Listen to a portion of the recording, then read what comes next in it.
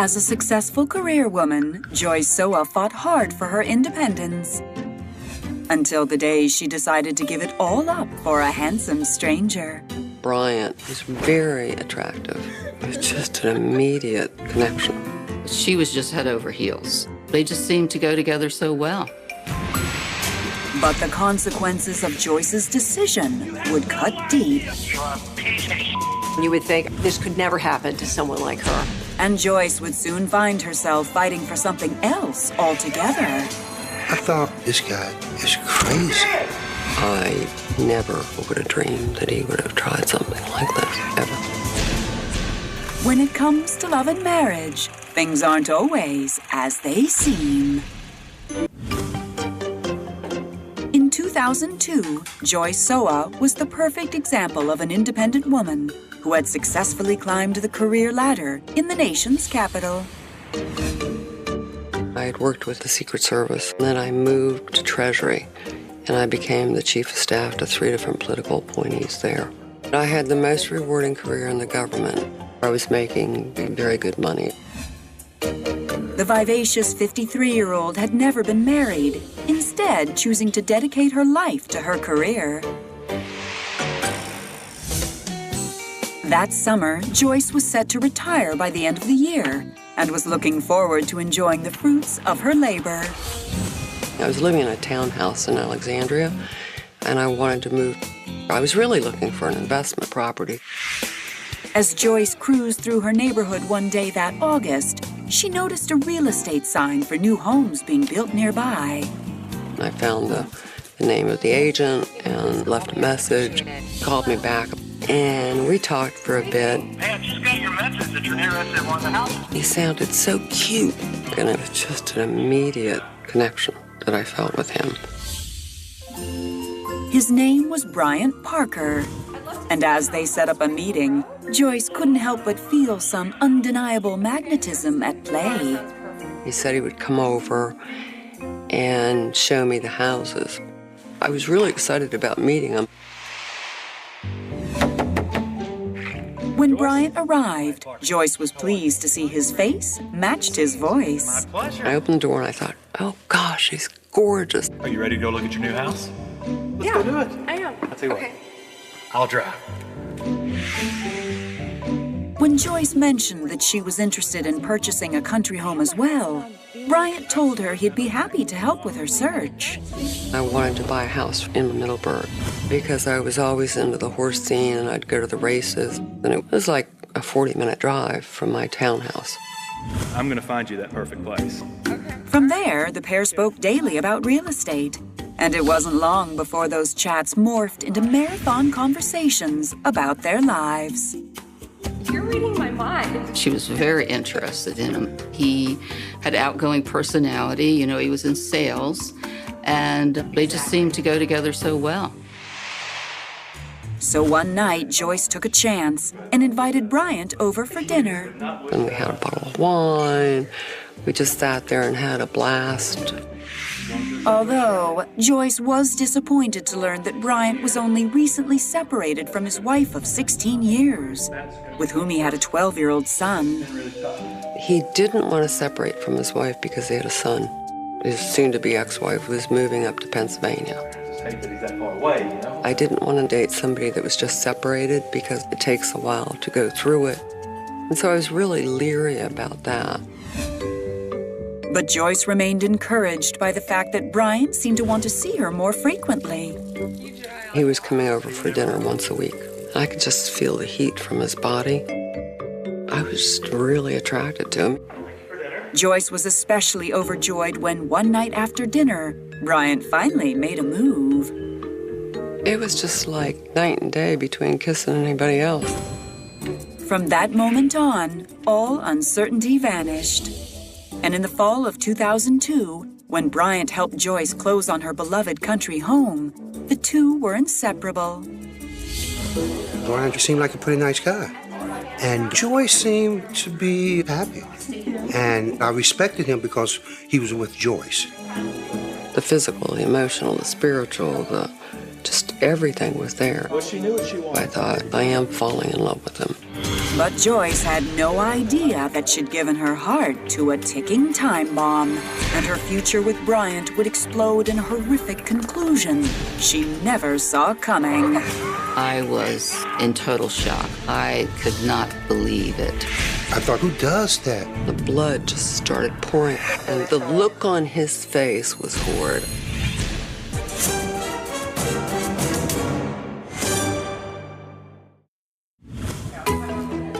In the fall of 2002, Joyce Soa was excited to start sharing her life with Bryant Parker. We just had so much fun. I wasn't sure if I wanted to get married to him, but I knew that we would somehow be together. Still, Joyce couldn't help but notice that his relationship with his soon-to-be ex-wife was becoming problematic. No, don't tell me to calm down. I'm not mad. They would get in these violent arguments over the phone. No, it's not okay. That's my son. What the hell is wrong with you? He was going through a very rough separation. I know, it's not easy. I was being very understanding. I told him, you need to work things out with her so that you have a mutual understanding about seeing your son. And things calmed down a lot. When Christmas rolled around, Joyce vowed to get into the holiday spirit until Bryant dropped a bombshell. Hey. I scheduled a Christmas party, and he tells me he can't make it. Hey, And I said, what do you mean? It's our first Christmas together. my ex wants me to spend some time with my son. So I'm gonna go see him. Joyce was uncomfortable with Bryant staying at his ex's, but didn't want to deny him the chance to see his son. I understand. You should go. This is the typical thing that people go through when they're going through a separation. But when Bryant decided to go back to his ex's on Valentine's Day, Joyce couldn't help but wonder if something more was going on. Just go. I had called a dear friend of mine, and I said, Bryant went to where his ex-wife was living on Valentine's Day. I said, do you think he had sex with her? Yeah, absolutely. And I was like, oh my God. 2 days later, Bryant returned. Ryan, did you sleep with your ex? And I looked him in the eye, and he said yes. I was just totally devastated. I didn't say anything. I picked up my purse, and I went into work. He tried to call me on my cell phone, which I wouldn't answer. That night, Joyce stayed at her townhouse in Alexandria. She refused to take the dozens of calls from Bryant explaining the alleged encounter. I know that I messed up bad. But she knew she couldn't ignore him forever. He said I need to explain what happened. I fell for it. I'm so sorry. I know they had the son together, but he was dating Joyce. I mean, he shouldn't have been doing that. That was wrong. It'll never happen again. He said it was over with her. He said I told her I was coming back to you for good. To prove it, Bryant told Joyce he wanted to get married after his divorce was finalized in 2 months. I love you, Joyce. I want to spend the rest of my life with you. Perhaps against her better judgment, Joyce found herself relenting. He had a good job, and we just had so much fun. I knew he was the one. And so at that point, we decided to get married. When I found out she was getting married, I thought it was going very fast, but she was ready, and Joyce has always known what she wants. The couple decided to tie the knot that April, once Bryant was officially divorced and Joyce was due to retire from the government. But the day before their wedding, Bryant came home with some bad news. They fired. Bryant was working through a real estate company that worked with the builder. And he got in an argument with the builder. We had a difference of opinion about money. Joyce decided to look at the positive side. Maybe it was all a blessing in disguise. I had my retired pay, and I had gone to a consulting firm where I was making actually very good money. So what we decided is to let him set up a real estate office. I think it's a fabulous idea. The next day, after 9 months together, the two exchanged vows in a small private ceremony. Oh, I was thrilled. We had decided to get married in the house, and when you opened up the front window, it had a view of this farm, and it was just gorgeous. That July, the newlyweds celebrated their union with a lavish trip to London, and Joyce was more than happy to cover the cost. But as soon as they returned, it seemed the honeymoon was definitely over when Joyce saw an entirely different side to her husband. I didn't know that he was capable of something like that. He was completely crazy. You're so stupid. He was like Jekyll and Hyde.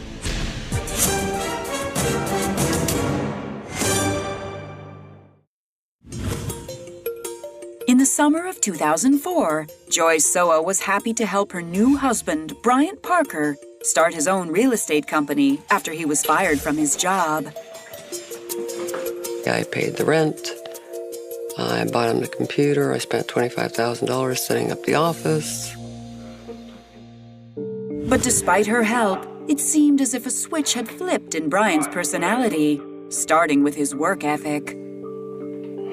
He never sold one house, never sold a piece of property. He wasn't making any money. We started arguing. They keep mounting up. Because, well, I was paying for everything. I wasn't making enough money to keep up with the bills. I was horrified. I thought, now what are we going to do? Joyce was starting to seriously worry about her husband, especially after 2 years, when Bryant's real estate business flopped entirely. Bryant was really drinking a lot. He got depressed. His self-worth had gone down.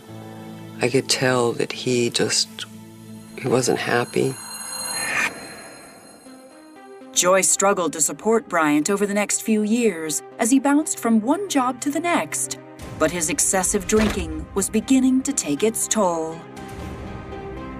He was verbally abusive with me. He would call me names. You're such a cow.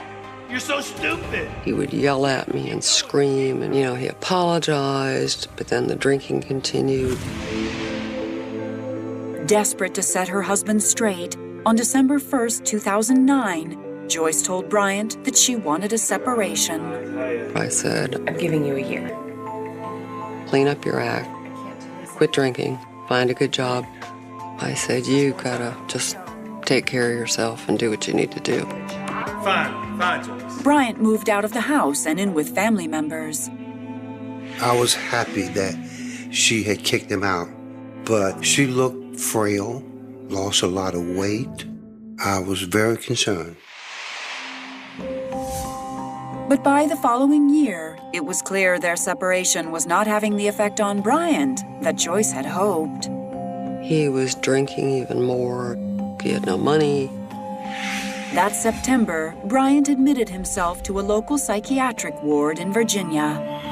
Though she was proud of Bryant's decision to enter rehabilitation, Joyce wasn't sure their marriage could be saved. I always believed that you stay in your marriage. But I had gone through all the abuse, all the drinking. He just had changed so much. I decided I was going ahead with divorce. In November 2011, after he was discharged from the psychiatric ward, Joyce finally felt Bryant was strong enough to move forward with divorce proceedings. He called me up and he started screaming at me. What is this, Joyce? What is this you just sent me? And then he said, I don't want a divorce. I could tell he was drunk. And he just started screaming at me again. You can kiss my goodbye. You are a piece of Either he was crying uncontrollably and saying how he missed her so much, or you can go to hell, I don't need you. I'll find somebody else. It was phenomenal, the number of calls. So finally one day I picked up the phone. He said he wanted to come see me about the divorce. At the very least, Bryant told Joyce he could help her prepare the house for the winter by chopping wood and turning off the pipes. I didn't know how to do that stuff, and I said, yeah, come on up, let's work around the house. After 8 years of marriage, Joyce agreed to one last meeting on December 1st, 2011, just 1 month before their divorce would be final. He told me he had cleaned up his act. Off the moves. He said, I have nothing. Nothing without me. I said, I just can't do it anymore. You know, Brian, I really hope we can be friends. But our marriage is over. I understand. It was getting dark. And so he didn't turn off the faucets, he didn't help me cut wood, and he said, well, the next day he would help me. Oh, I was standing. Joyce went to sleep feeling as though she may have made some headway with Bryant.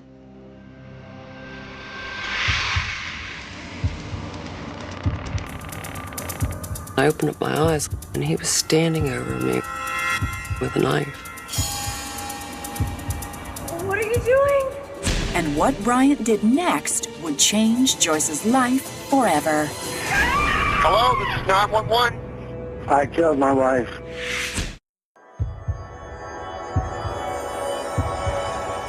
In the early morning of December 2nd, 2011, Joyce Soa woke to her worst nightmare. What are you doing? He was silent, and the look on his face was horrid. What are you doing? It felt like a brick had just slammed into me. I couldn't breathe.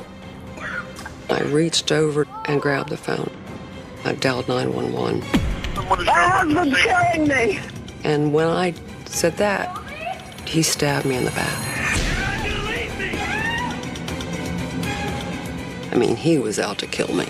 I don't know how, but I got the knife away from him, and then I knew I had to get away.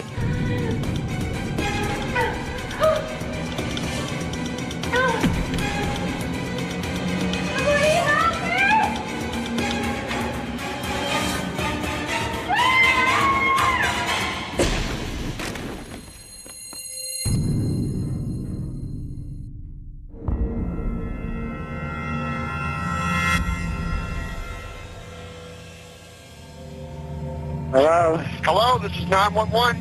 I killed my wife. Okay, sir, stay on the phone with me.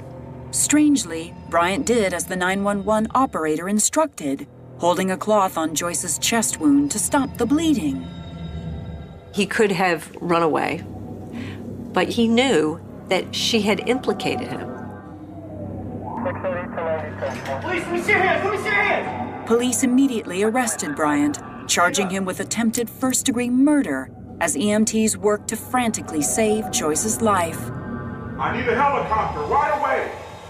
They flew her to a trauma center, and they were able to save her life.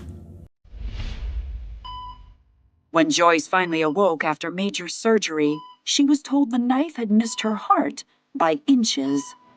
It collapsed my lungs. I was not only bleeding to death, but I couldn't breathe. I'm really lucky to be alive. I was in total shock. I didn't know that he was violent, that he was capable of something like that. As Joyce's body healed, she struggled to make sense of Bryant's actions, despite glimpses of his anger over the years with her and his ex-wife. He was just verbally abusive. I never, ever would have dreamed that he would have tried something like this, ever. On September 4th, 2013, after 3 failed attempts to be found mentally unfit for trial, Bryant Parker accepted a plea deal and pled guilty to 1 count of malicious wounding. I didn't think he was mentally ill. I think, honestly, it was to get whatever he thought it was still in his name. Because he was broke, he had no money, and the divorce was going to be final in January. She was his meal ticket. He didn't have to work. He had this beautiful house. And then when he realized it was going to be all over, he was desperate. I think he thought, kill her, I'll get off, mental illness. I think he knew what he was doing. On October 1st, 2013, Bryant Parker was sentenced to 20 years in prison, with 4 years suspended. That 4 years suspended was because he put the cloth on her to stop the bleeding, which might have contributed to saving her life. Whatever made Bryant snap, Joyce knew for sure she'd witness the slow descent of a madman. I was very angry. I had put up with Bryant losing every job, not contributing any income, drinking. He was a bum, and he had bled me dry.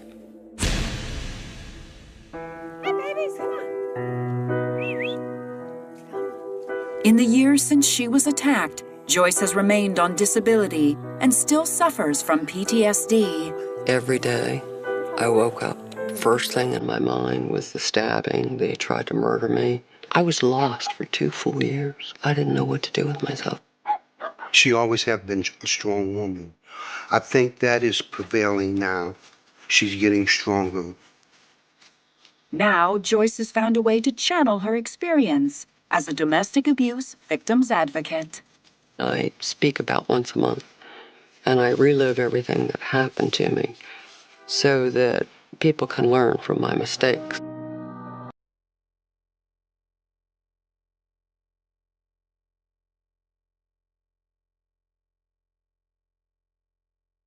After 7 years of dating, Carrie Rogers' dream finally came true when she tied the knot with her high school sweetheart. Lonnie was funny, a hard worker, dedicated dad, and he was a really good husband. He was a family guy and a good provider.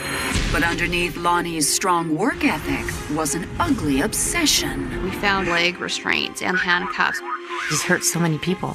And when Carrie found her front yard littered with police one day, she'd discover that everything she thought she knew about her husband was a lie.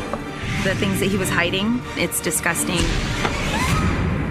When it comes to love and marriage, things aren't always as they seem. Growing up in Prunedale, California, 15-year-old Carrie Rogers thought nothing was cooler than cruising the main drag with her friends. We kind of just go 5 miles an hour. We just just listen to music and just kind of hang out. I wasn't looking for anything other than that at 15. In the summer of 1991, when one of her friends introduced her to 18-year-old Lonnie Keith from a neighboring school, Carrie couldn't help but notice his flashy car. It's a really nice car. My friend asked him if he would take me for a cruise, and he said yes. Can we go for a ride? He was older, I liked his car. There was definitely something about him that caught my eye. At the end of our time together, I just gave him my phone number. I'm calling you. And I wanted to hang out more. Before long, a romance took off with no stop sign in sight. She brought him over, and I liked him right away. He was a nice kid. He was friendly, just a good guy. Over the next 2 years, the high school sweethearts spent as much time as they could together. When Carrie graduated high school and Lonnie enrolled at a university 2 hours away, she knew she'd be following him there. Thought that would be really fun to finally be able to just have an adult relationship. So I was really excited. In September of 1994, the two moved into their new apartment, ready to live life in the real world. I worked at a grocery store, so I bought all the groceries. It was a lot of fun kind of playing like a married couple. Of course, their relationship had the telltale signs of any young couple figuring things out for the first time. I found that I was the only one cleaning and cooking, so we had arguments. All the time. But I had to just bite the bullet, and we had to just compromise. You're right. I'm sorry. All right, from now on, I'll make time. I'll try now, all right? Yet 6 months later, Carrie and Lonnie were arguing over more than just dirty dishes.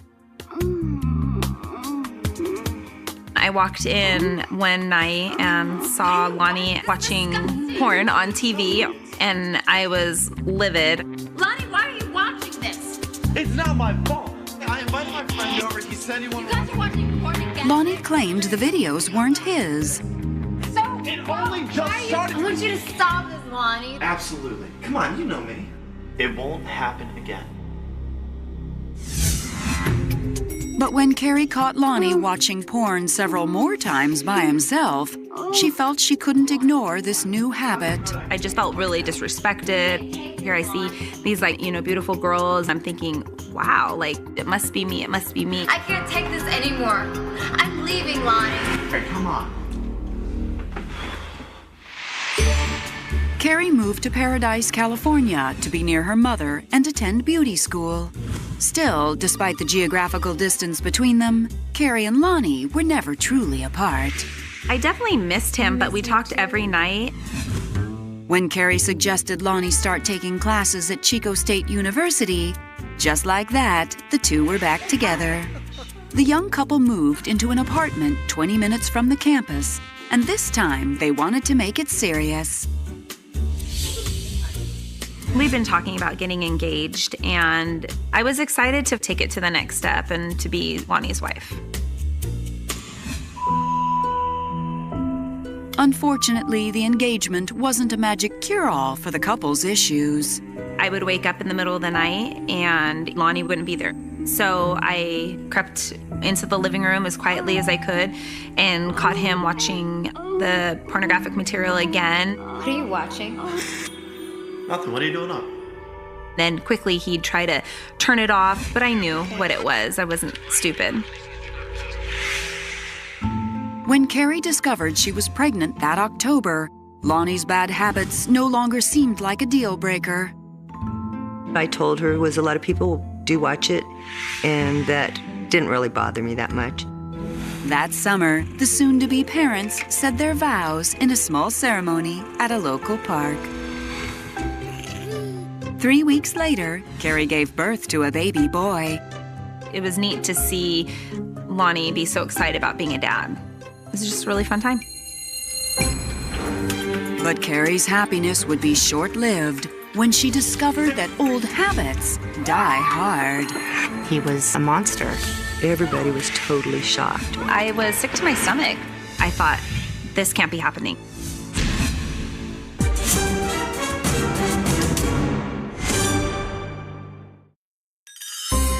In the summer of 1998, newlyweds Carrie and Lonnie Keith were thrilled to welcome a son into the world. We had a whole new role being parents and not just a couple anymore. We were now a family. So that was really neat. By 2002, they welcomed 2 more children into their growing family. After graduating and becoming a physician's assistant, Lonnie began working countless hours at 2 medical centers, one in Chico, the other 35 minutes away in Oroville. The hours were very grueling. He went to work at one hospital in the morning until about 4 or 5, and then went to the other hospital around 7. After the birth of their 4th child in 2010, it seemed the steam was hissing out of their relationship. I was home with 3 preteens and then a newborn. It was a lot of work. He was hardly home. I felt like a single mom. I can't keep doing this. You don't help around the house. Something's gotta give, Lonnie. We were not intimate anymore. Just can't keep going on. I know it's tough right now, but once we're out of debt, it's gonna be a lot easier. You just have to stick with it. So it made me think, okay, maybe I could just suck it up and just deal with it. One day that October, just before Halloween, Carrie's husband received an unusual text message. I wanted to play on his new phone, but when I was on it, I intercepted a text. What it said was, send me a picture of you and the kids in their costumes. I said, what is this? You can't see it, okay? It's work stuff.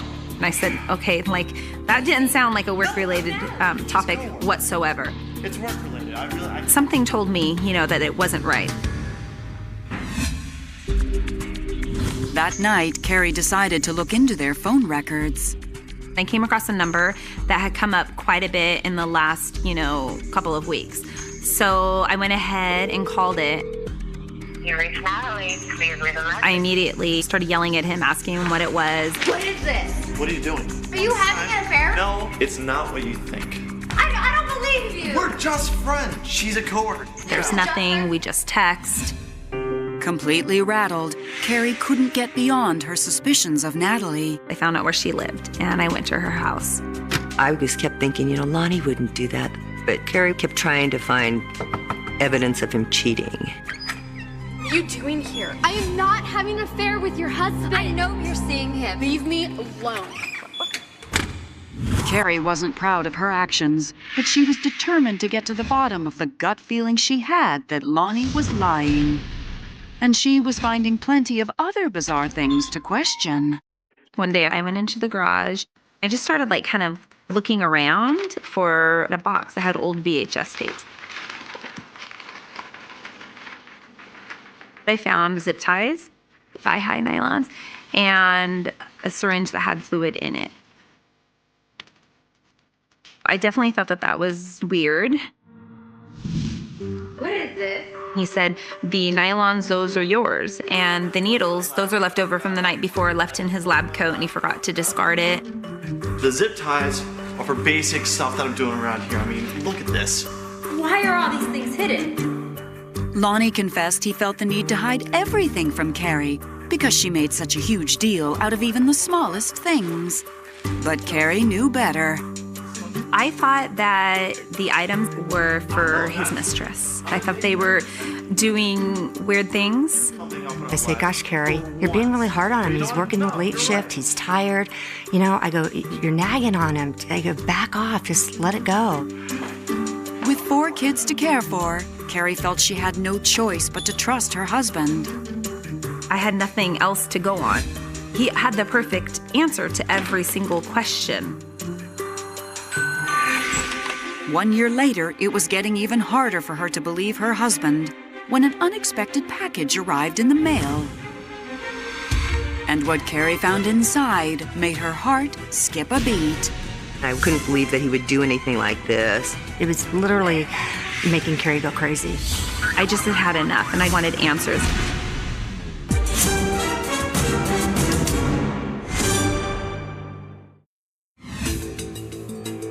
In December 2011, Carrie Keith was having a tough time believing her husband Lonnie was faithful, especially after an odd package arrived in the mail.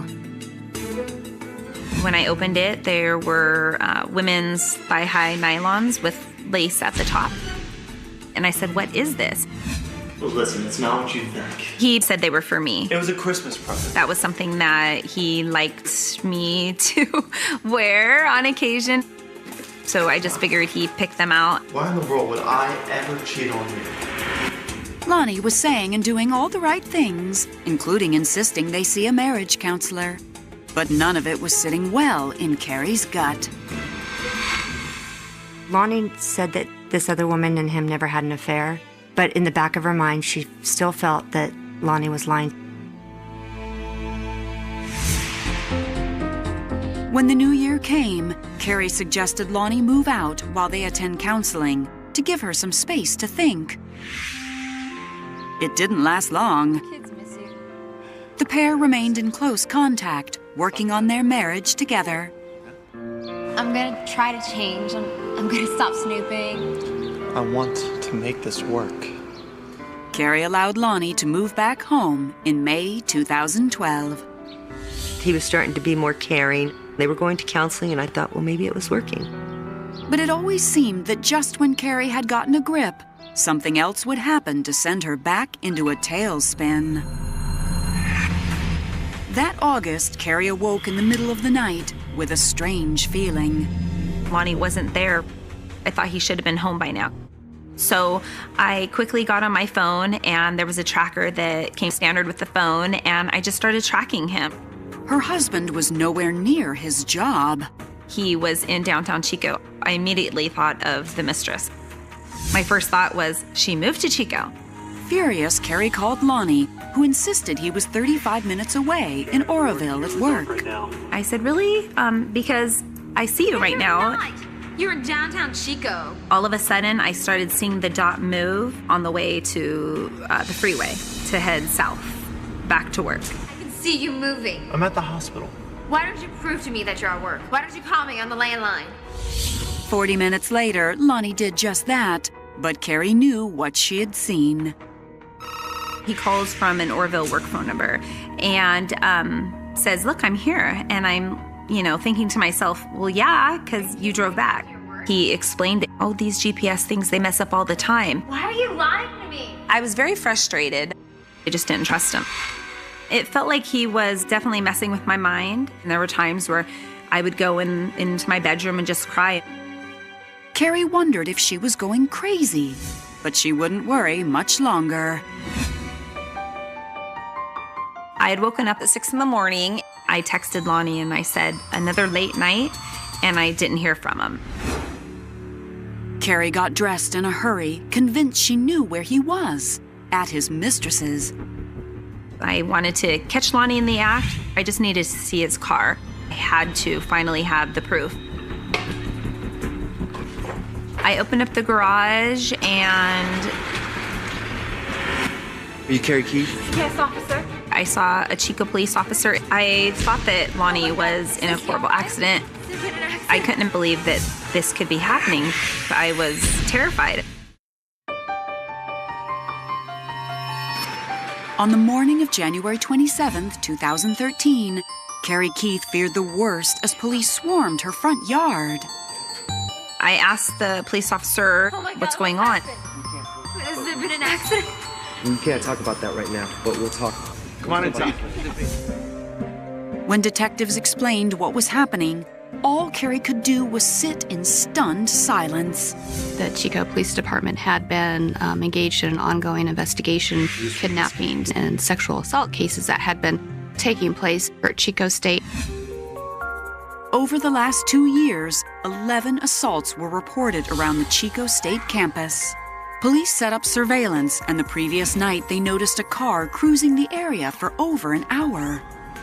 Investigators watched the vehicle, and when it failed to come to a complete stop at a stop sign, they had probable cause to pull the car over, and they made contact with the driver, who happened to be Lonnie Keith.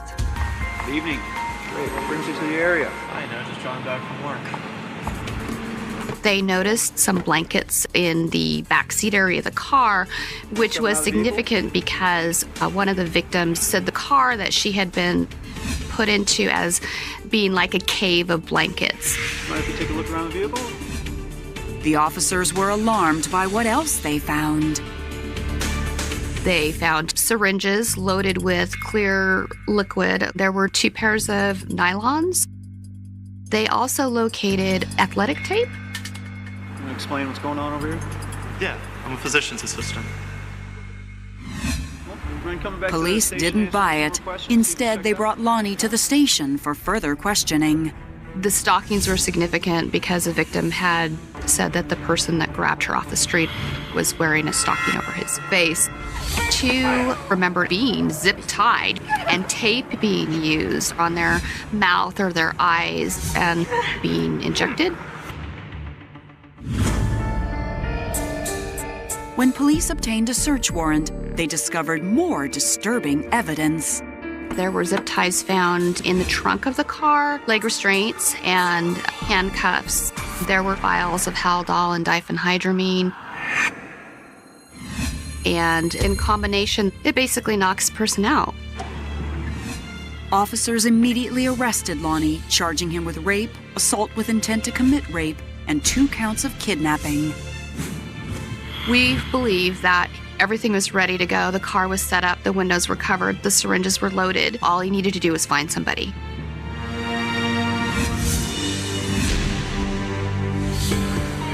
Carrie was completely dumbfounded. Her husband of 16 years was a stranger. I thought, this can't be happening. You have the wrong person. But then I started to really think back on the things that I'd found.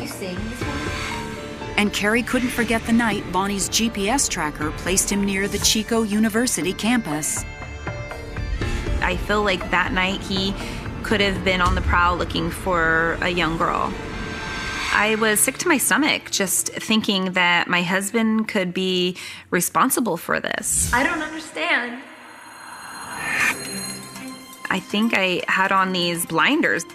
Every time I found something, I thought, oh, that's for the mistress, almost like she was a decoy. Your husband's been having an affair with a woman at work. To make matters worse, Carrie's suspicions about the affair were also true. Lonnie's co-worker Natalie admitted to sleeping with Lonnie for over a year. Lonnie would always make me feel like I was the crazy one, like I was just looking for things to be wrong. But it was exactly what I thought, and then some.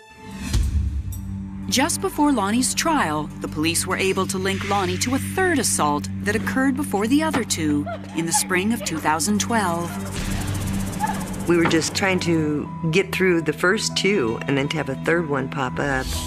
Everybody was totally shocked.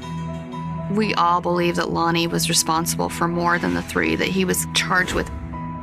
I can't even wrap my mind around it. A former Chico physician's assistant changes his plea to guilty today. In August of 2014, Lonnie accepted a plea deal, copping to 3 counts of kidnapping and 1 count of forceful rape. Lonnie's DNA was found on one of the victims' underwear. He couldn't lie his way out of it. Lonnie Keith was sentenced to 26 years in a California state prison. He took away a lot of our hopes and our dreams. It is a good thing that he's in a place where he can't hurt anybody anymore. It's just a sad thing that it had to come to this. Carrie still doesn't know for sure what changed in Lonnie. It saddens me to think that Lonnie was this guy that maybe I didn't even know. And that picture right there? I've never been able to get answers from Lonnie. He still won't admit that he is behind the rapes, even though he did take a plea. He will not take responsibility for this. Perhaps one day she'll find the answers, but in the meantime, Carrie's determined to move forward in life. Carrie's been set free because she knows where he is, can't lie, and he can't hurt anybody anymore. I have 4 kids. Without them, I probably would have given up, but I think they make me stronger. I can't let them down.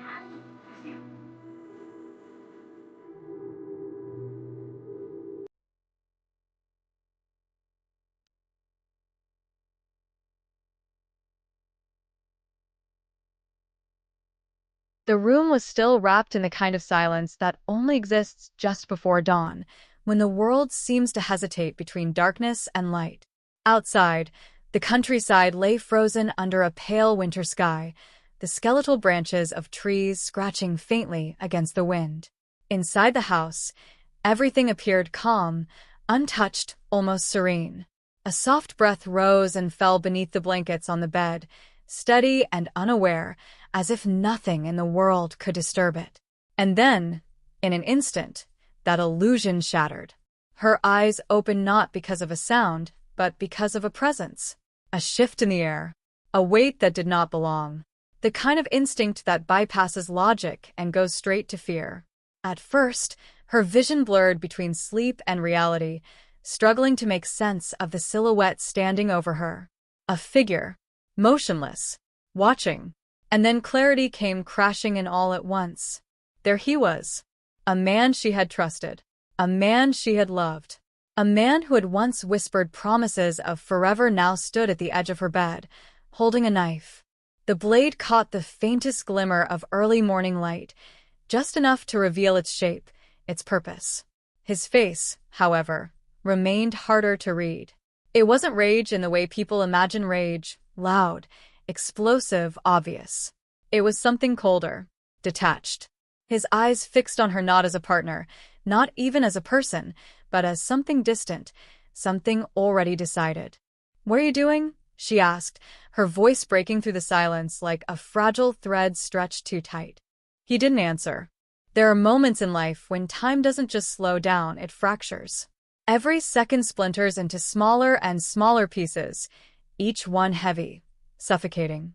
She felt it then, the realization creeping in, piece by piece, refusing to be accepted all at once. This wasn't a nightmare. There was no waking up from this.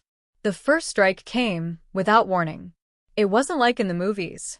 There was no dramatic build-up, no shouted words, no final confrontation. Just a sudden, brutal force crashing into her body. Pain exploded through her chest, stealing the air from her lungs in an instant. It felt less like being cut and more like being crushed, as if something massive had slammed into her from the inside. She gasped, but the breath never fully came. Instinct took over where thought failed. Her hand reached blindly across the bed, fingers fumbling for something, anything, that could anchor her to survival. The phone. It was there. Somewhere. Her fingertips brushed against it, clumsy, desperate, and she grabbed it as if it were the only solid thing left in a collapsing world. She didn't remember dialing, only that suddenly there was a voice on the other end, distant and urgent. "Someone has been killing me." The words barely made sense, even as she said them. They sounded wrong, fragmented, like they belonged to someone else. But they were enough. Enough to send a signal into the void, enough to say, "I am still here." The second strike came as she spoke. This time, she felt the blade enter her back, a sharp, invasive force that seemed to split her apart. The pain was deeper now, heavier, spreading like fire through her body. Her grip tightened on the phone, though she could barely feel her fingers anymore. Everything was slipping. Her strength, her breath, her sense of where her body even ended. He was trying to kill her. Not hurt her. Not scare her. Kill her. And yet, somehow, in the chaos of it all, something inside her refused to shut down. A flicker of resistance. A stubborn, primal refusal to disappear. She didn't know how, didn't understand the mechanics of it, but she fought. Her hands moved, pushing, grabbing, resisting with whatever strength remained. At some point, impossibly, she felt the knife leave his grip and enter hers. For a brief, disorienting second, everything paused. The weapon had changed hands. But survival wasn't about victory. It was about escape. She knew she couldn't stay there. Couldn't think, couldn't reason, couldn't even process what had just happened. There was only one truth left. She had to get away. Somehow, through pain that blurred the edges of her vision and a body that no longer felt like her own, she moved. Every step was unsteady, every movement a battle against gravity itself. Blood followed her, marking her path in silent, dark evidence. Behind her, something shifted. And then, unexpectedly, something changed. A voice. Not hers this time. Calm. Measured. Almost detached. "Hello, this is 911. I killed my wife." The words hung in the air like a contradiction too absurd to process. He said it so plainly, as if reporting a fact rather than confessing to something unimaginable. There was no panic in his tone, no urgency, just a strange, unsettling acceptance. What followed was even stranger. He stayed. He didn't run, didn't disappear into the darkness or attempt to erase what he had done. Instead, he remained there, in the same space where moments earlier he had tried to end her life. When the operator instructed him to apply pressure to the wound, he obeyed, pressed a cloth against her chest, against the very place he had struck, as if the same hands that had caused the damage were now trying to undo it. But some things cannot be undone. Sirens eventually broke through the quiet isolation of the countryside, growing louder as they carved a path toward the house. Red and blue lights flickered against the walls, painting the scene in fragments of urgency and chaos. Paramedics rushed in, their voices sharp and focused, cutting through the surreal stillness that had settled in the aftermath. She was barely conscious by then. Her body had lost too much. Blood, air, strength. Each breath was shallow, fragile, as if it might be the last one her lungs could manage. Somewhere in the distance, voices spoke over her, around her, about her. Words like trauma, critical, losing her. Words that belonged to a reality she was drifting away from. And yet, somehow, she held on. She would later learn just how close she had come to dying. That the blade had missed her heart by inches. That her lungs had collapsed. That her body had been on the edge of giving up entirely. But in that moment, none of that mattered. There was no space for statistics or medical explanations. Only the thin, fragile thread of survival. As she was lifted onto the stretcher, the world around her dissolved into fragments, flashes of light, disjointed sounds, the cold rush of air against her skin. The man she had loved, the man who had nearly killed her, was no longer the center of the story. He became distant, secondary, almost unreal, because now the story belonged to her. A woman who had built her life on independence, on strength, on control. A woman who had navigated the highest levels of government, who had carved out a future on her own terms. A woman who, against all logic and experience, had allowed herself to fall in love, and who would now have to survive the consequences of that love. But survival is not just about staying alive. It is about understanding how everything led to that moment, how a life so carefully constructed could unravel so completely, how trust could turn into something unrecognizable, how the person you once felt safest with could become the greatest threat you had ever known. Because stories like this don't begin with violence. They begin with something much quieter. A phone call, a meeting, a spark, and the dangerous illusion that you can always see what's coming next. Long before that winter morning shattered into violence, before sirens cut through the quiet countryside, and before blood stained the floors of a once peaceful home, there was a life that seemed, from every angle, carefully constructed and entirely under control. It was a life built on discipline, ambition, and an unwavering belief that independence was not just a choice, but a necessity. Washington, D.C. in the early 2000s carried a rhythm of its own. The city pulsed with urgency, with quiet power hidden behind polished office doors and marble hallways. Every morning, the streets filled with men and women in press suits, their footsteps echoing with purpose as they moved between buildings that housed decisions shaping an entire nation. It was a place where reputation mattered, where competence was currency, and where only those with resilience could truly thrive. Joyce Soa belonged there. At 53, she had carved out a career that many could only dream of. Her days had been spent navigating the intricate machinery of government, working within institutions where mistakes were not easily forgiven and success required more than just intelligence. It demanded endurance, precision, the ability to remain composed even when everything around you threatened to unravel. She had worked with the Secret Service, an environment where attention to detail could mean the difference between order and chaos. Later, she transitioned into the Treasury, eventually rising to the role of Chief of Staff for multiple political appointees. It was a position that required trust, discretion, and the kind of leadership that often went unnoticed by the public but was essential behind the scenes. Her office had likely been filled with a quiet hum of constant activity, phones ringing, papers shifting, voices discussing strategies in measured tones. Long hours were not the exception, but the expectation. And Joyce met those expectations without hesitation. She wasn't just part of the system, she excelled within it. Financially, she was secure. More than secure.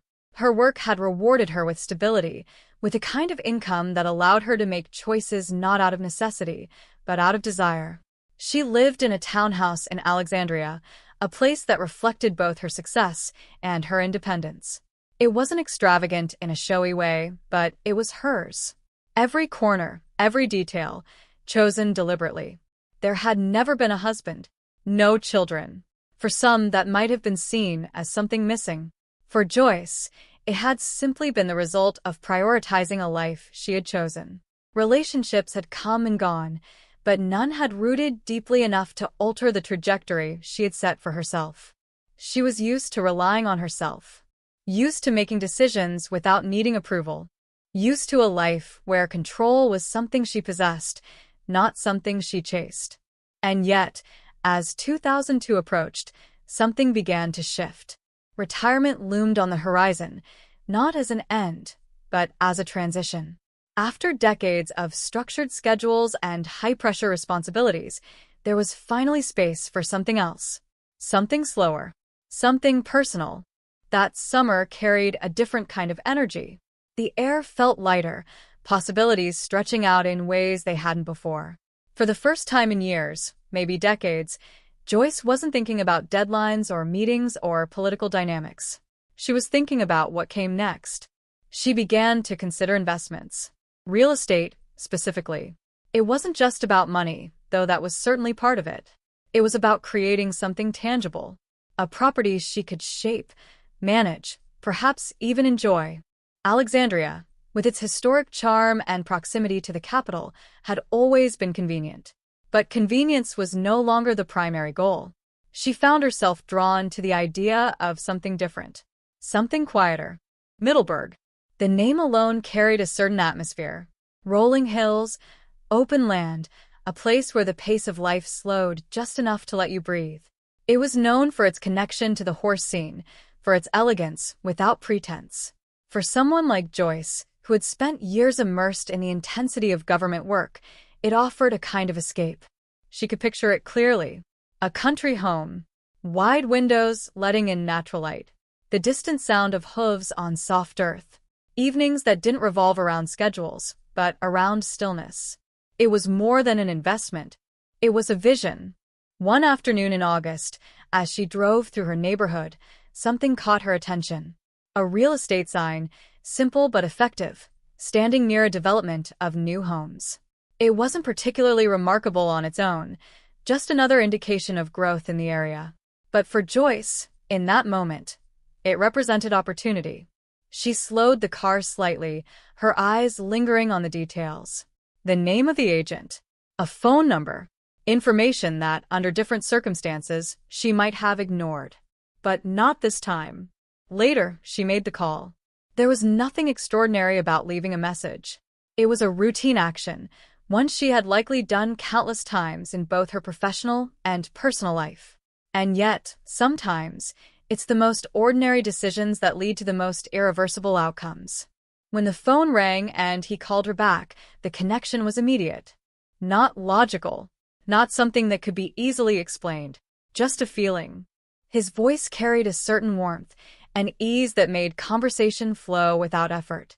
They spoke about the properties at first, about locations, prices, possibilities. But it didn't stay confined to business for long. There was laughter. There were pauses that didn't feel awkward. A sense that this wasn't just another transaction. His name was Bryant Parker. And as they arranged to meet in person, something subtle but undeniable settled beneath the surface of their interaction. Anticipation. Curiosity.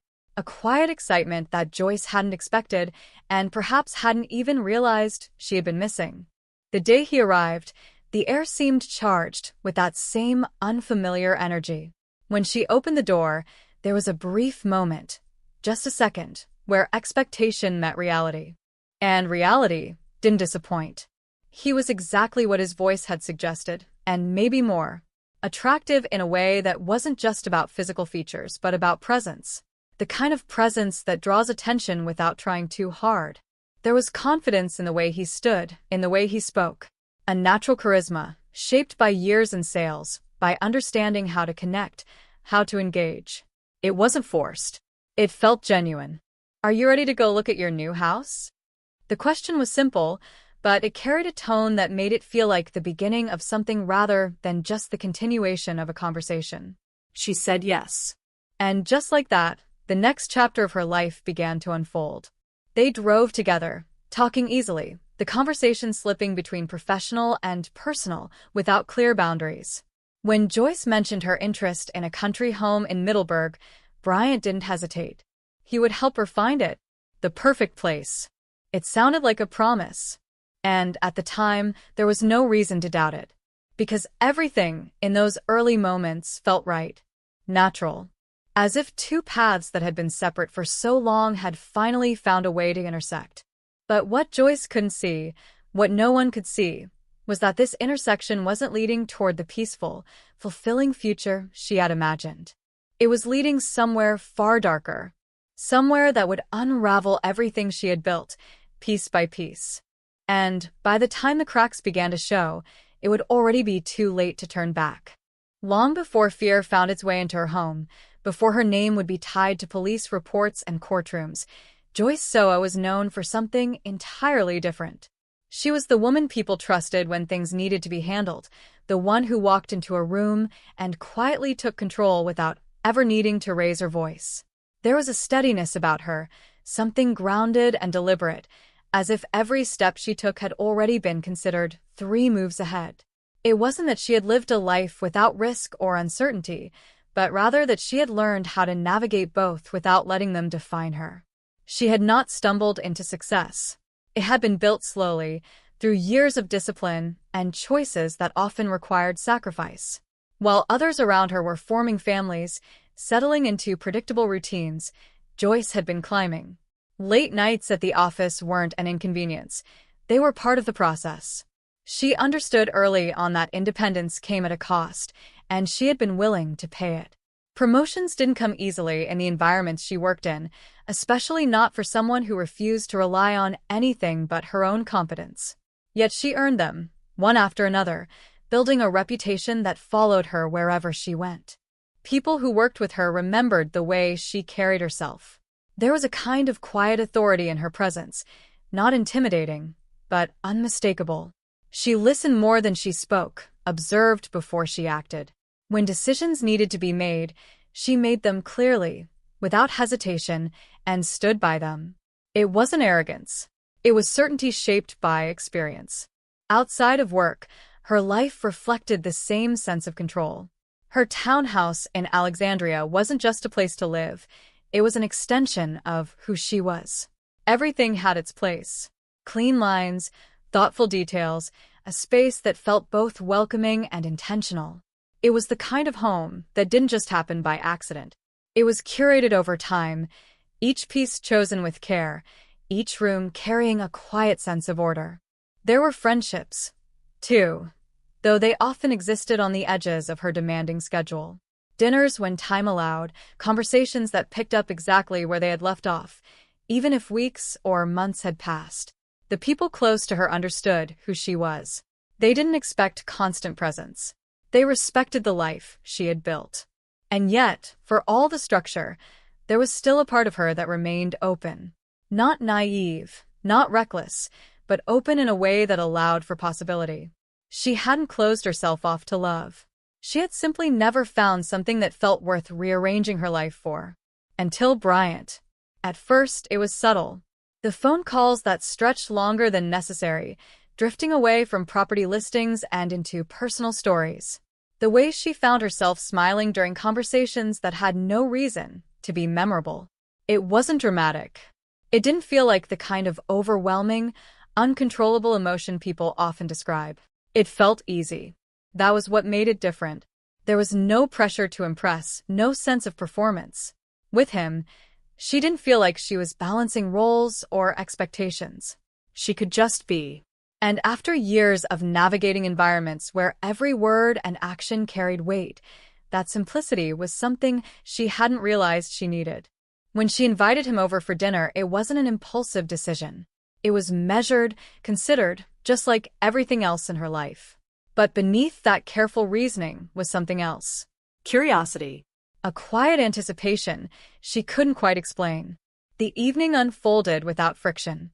A bottle of wine opened, glasses filled, conversation flowing in a way that made time feel irrelevant.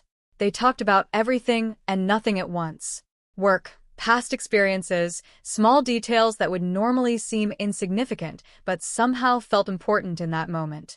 There was laughter, genuine and unforced, the kind that lingers in the air just a little longer than expected. She noticed things about him, not just the obvious surface-level traits, but the smaller details. The way he leaned forward slightly when he was engaged in a story, how his expressions shifted quickly, reflecting whatever emotion he was describing. There was energy in him, a kind of outward confidence that contrasted with her more controlled nature. And then there was the physical presence. Subtle at first, an awareness that grew slowly rather than all at once. The space between them feeling smaller as the night went on, the warmth of proximity that didn't go unnoticed. It wasn't overwhelming. It was gradual, almost careful, like both of them were testing the boundaries without fully acknowledging it. But not everything was perfect. There was a detail, one that didn't fit neatly into the picture that was forming. He was still married, or at least not fully divorced. Separated after 16 years, with a son who connected him to a life that hadn't completely ended. For someone like Joyce, this mattered. She had spent her life making decisions based on logic, on understanding the long-term implications of every choice. Getting involved with someone in the middle of a separation wasn't ideal. It came with complications, with unresolved emotions that could surface at any time. She knew this, and she didn't ignore it. There was hesitation, a moment where the rational part of her mind tried to assert control. It reminded her of the risks, of the unpredictability that came with unfinished relationships. She even voiced those concerns, acknowledging that it might not be the right time, that situations like this often required space to resolve before something new could begin. But reality has a way of challenging logic. Because despite all the reasons to step back, she didn't. Instead, she watched his actions. He continued to show up, not just physically, but emotionally. He called, he made time. He created a sense of consistency that made it easier to believe that whatever existed between him and his wife was truly coming to an end.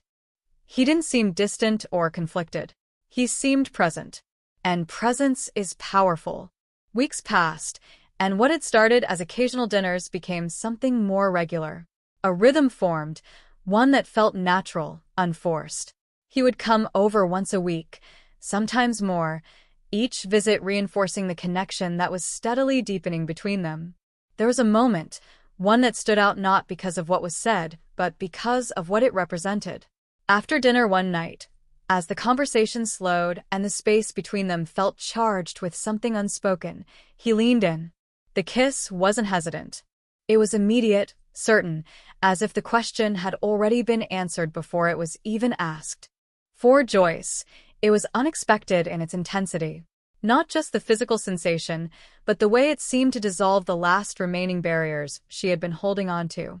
All the caution, all the careful reasoning, it didn't disappear entirely, but it became quieter, less dominant. From that point on, everything shifted. What had been building slowly now moved with more clarity. There was no longer a question of whether something was happening between them. It was there, undeniable and growing stronger with each passing day. By the fall of 2002, their lives had begun to intertwine in ways that went beyond casual involvement. He helped her close on the country home she had envisioned, a place that symbolized not just a new chapter in her life, but now a shared one. They spent more time together, their connection expanding beyond isolated moments into something that felt continuous. Friends noticed it. The way they interacted, the ease between them, the sense that they fit together in a way that didn't require effort. She found herself thinking about him in ways that went deeper than simple attraction. There was emotional connection, a sense of understanding that made her feel seen in a way she hadn't experienced before. She was falling in love. And for a woman who had spent decades building a life defined by independence, that realization carried weight. Because love, no matter how strong, always asks for something in return. Time, trust, vulnerability. Things she had carefully protected for years. Things she was now willing to give. What she didn't realize was that in opening herself up, she was also opening the door to something she could not control. Something that would slowly, almost imperceptibly at first, begin to change everything. Because not all love stories reveal their true nature at the beginning. Some wait, quietly, until there is no way out. By the time winter settled in, their relationship had already taken on the weight of something permanent, something that felt less like a possibility and more like a decision already made. The transition from dating to commitment hadn't been marked by a single defining moment, but rather by a series of small steps that quietly erased the distance between them. Calls turned into daily rituals, dinners into shared routines, and the space Joyce had once guarded so carefully was now filled with another presence that felt, at least on the surface, entirely welcome. There was a rhythm to their life together that felt almost effortless. Mornings that began with plans for the day, evenings that ended with conversations stretching late into the night. The kind of connection that made time seem irrelevant, where hours passed without notice and silence, when it came, was comfortable rather than awkward. For Joyce, it was something new, something she hadn't allowed herself to fully experience before. And because of that, she leaned into it, trusting the feeling rather than questioning it. But beneath that rhythm, there were disruptions. Small at first, easy to dismiss. It started with phone calls. Not the casual kind, but the kind that carried tension even before a word was spoken. The tone in Bryant's voice would shift the moment he answered, his posture tightening, his attention pulled away from whatever moment they were sharing. Joyce would watch as his expressions changed, frustration, irritation, something sharper that flickered just beneath the surface. His soon-to-be ex-wife. Even without hearing both sides of the conversation, it was clear that whatever remained between them was far from resolved. The arguments weren't quiet. They spilled into the room, into the space Joyce had begun to think of as their own. Voices raised, words overlapping, anger that didn't fade easily even after the call ended. He would pace sometimes, running a hand through his hair, exhaling in short, controlled bursts as if trying to contain something that refused to stay contained. And when he spoke about it afterward, there was always an explanation. Always a reason. "It's about my son." The words carried weight, responsibility, guilt. Joyce understood that. She had spent her life navigating complex situations, understanding that things were rarely simple. Divorce, especially after 16 years, was not something that resolved itself overnight. There were emotions, obligations, ties that didn't disappear just because the relationship had ended. So she gave him space. She listened, offered support without pushing too hard, suggested that he work toward a mutual understanding with his ex-wife, especially when it came to their son. It was the practical approach, the rational one. Solve the problem at its root, create stability, reduce conflict. And for a while it seemed to help. The arguments became less frequent. The tension, while not gone, softened enough to blend into the background. Life resumed its rhythm, the disruptions fading just enough to be overlooked.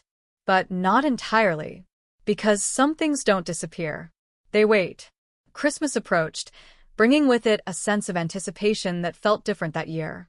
For Joyce, it wasn't just another holiday. It was their first together, a marker of how far things had come in such a short time. There were plans, small but meaningful. A gathering, a chance to celebrate not just the season, but the life they were building. And then, without warning, those plans shifted. He couldn't make it. The words landed heavier than they should have, heavier than the situation seemed to warrant. There was a reason, of course. There was always a reason. His ex-wife wanted him to spend time with their son. Again, it was logical, understandable, hard to argue against without feeling unreasonable. Joyce felt the discomfort rise, a quiet unease that she couldn't fully articulate. It wasn't just about the change in plans. It was about what it represented. A boundary that wasn't as clear as she had believed. Still, she didn't push. She told herself this was part of the process, part of what people went through during separation. That it didn't diminish what they had, didn't change the direction things were moving in. But doubt, once introduced, doesn't leave easily. It lingers. Valentine's Day came next. A day that carried its own expectations, its own unspoken significance. And once again, those expectations were disrupted. He was going back to his ex-wife's place. This time, the unease didn't stay quiet. It surfaced in the form of a question, one she couldn't ignore no matter how much she wanted to. She reached out to a friend, searching for perspective, for reassurance, for anything that could make sense of what she was feeling. "Do you think he slept with her?" The question hung between them, heavy with implications. It wasn't just about the act itself. It was about what it meant, about whether the relationship she believed in was as solid as she thought. The answer didn't come immediately, but the doubt remained. 2 days later, he returned. There was no avoiding it now. No way to push the question aside or pretend it didn't exist. She looked at him, searching his face for something, guilt, hesitation, denial. "Bryant, did you sleep with your ex?" For a moment, everything seemed to pause. And then he said yes. There was no hesitation in his voice. No attempt to soften the impact or reshape the truth. Just a direct answer that cut through everything Joyce had built in her mind. Devastation doesn't always arrive with noise. Sometimes it's quiet. A stillness that settles in, heavy and suffocating, as reality shifts into something unrecognizable. She didn't argue, didn't raise her voice or demand explanations. Instead, she picked up her things and left, the silence between them louder than any confrontation could have been. Work became a refuge that day, a place where she could exist without having to process what had just happened. Calls from him came, one after another, filling her phone with a persistence that she refused to engage with. Not yet. But avoidance isn't a solution. Eventually, the confrontation came. He apologized, explained, framed it as a mistake, something that had happened but didn't define what he felt for Joyce. He insisted it was over with his ex-wife, that whatever connection remained was now fully severed. And then he made a promise. Marriage.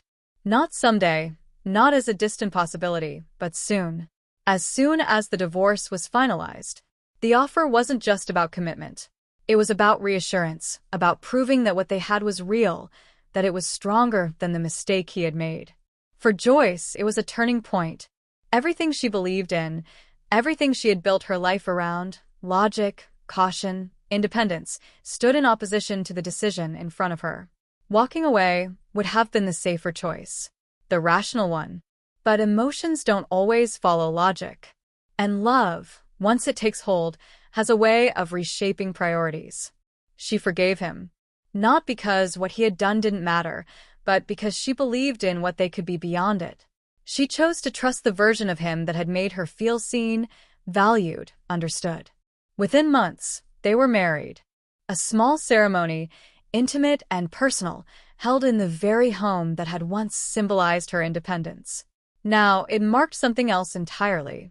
A union, a shared future, a life that was no longer just hers. The day itself was beautiful in its simplicity. The view from the window stretched out over the countryside, a peaceful backdrop that seemed to promise stability, happiness, a sense of permanence. And for a time it felt real. They traveled to London that summer, celebrating the beginning of their life together with a kind of excitement that comes from believing you've made the right choice. Joyce paid for the trip without hesitation, happy to invest in the experience, in the memories they were creating. But when they returned, something shifted. Not all at once. Not in a way that could be immediately identified or explained. Just a subtle change. A different tone. A different energy. The kind of change that doesn't announce itself, but makes itself known in small, unsettling ways. And it was only the beginning. Because what had once been a story of connection and possibility was slowly, almost imperceptibly, turning into something else entirely. Something darker. Something that would eventually lead to a moment where love would no longer be part of the equation at all. The first thing the responders noticed when they stepped inside the house was the silence. Not the peaceful kind that belongs to a quiet countryside morning, but a hollow, disturbed silence, as if something violent had passed through and left the air unsettled in its wake. It clung to the walls, to the furniture, to the faint metallic scent that lingered just beneath the surface. The kind of silence that doesn't soothe but presses in. Then came the details. A trail that didn't belong in any ordinary home. Dark, uneven, leading from the bedroom outward, marking a path of movement that told a story without needing words. Blood doesn't fall in straight lines. It splatters, pools, smears. It reveals hesitation, struggle, direction. And here, it revealed all three. The bedroom itself held the center of it. Sheets twisted, pulled away from their original order. Pillows displaced, one half fallen to the floor. The imprint of where a body had been moments before everything changed. And near the bed, closer than it should have been, the evidence of the first attack. A concentrated area where the violence had begun, where the initial impact had broken through sleep and into survival. There was no sign of forced entry. No broken windows. No disturbed locks. Nothing to suggest that an outsider had entered this space uninvited. Whoever had done this had been allowed inside, had been trusted enough to stand in that room without raising alarm. And now that trust was written across the scene in a way that could not be undone. In the middle of it all, Bryant remained. He hadn't tried to disappear into the surrounding land, hadn't attempted to create distance between himself and what had happened. Instead, he stood there as officers arrived, his presence almost strangely cooperative, as if he had already accepted the outcome before it had even fully unfolded. There was blood on him. Not just traces, not something that could be explained away as incidental contact. It marked his hands, his clothing, undeniable and immediate. When they approached him, there was no resistance. No sudden movements, no attempt to run or deflect. Just compliance. The kind that doesn't erase suspicion, but confirms it. His earlier words to the dispatcher hung in the background of everything that followed. "I killed my wife." A statement delivered without panic, without urgency, and yet entirely incompatible with the reality unfolding in front of them. Because she was not dead. Not yet.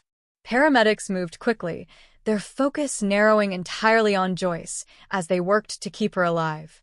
The injuries were severe. Too severe to be anything less than intentional.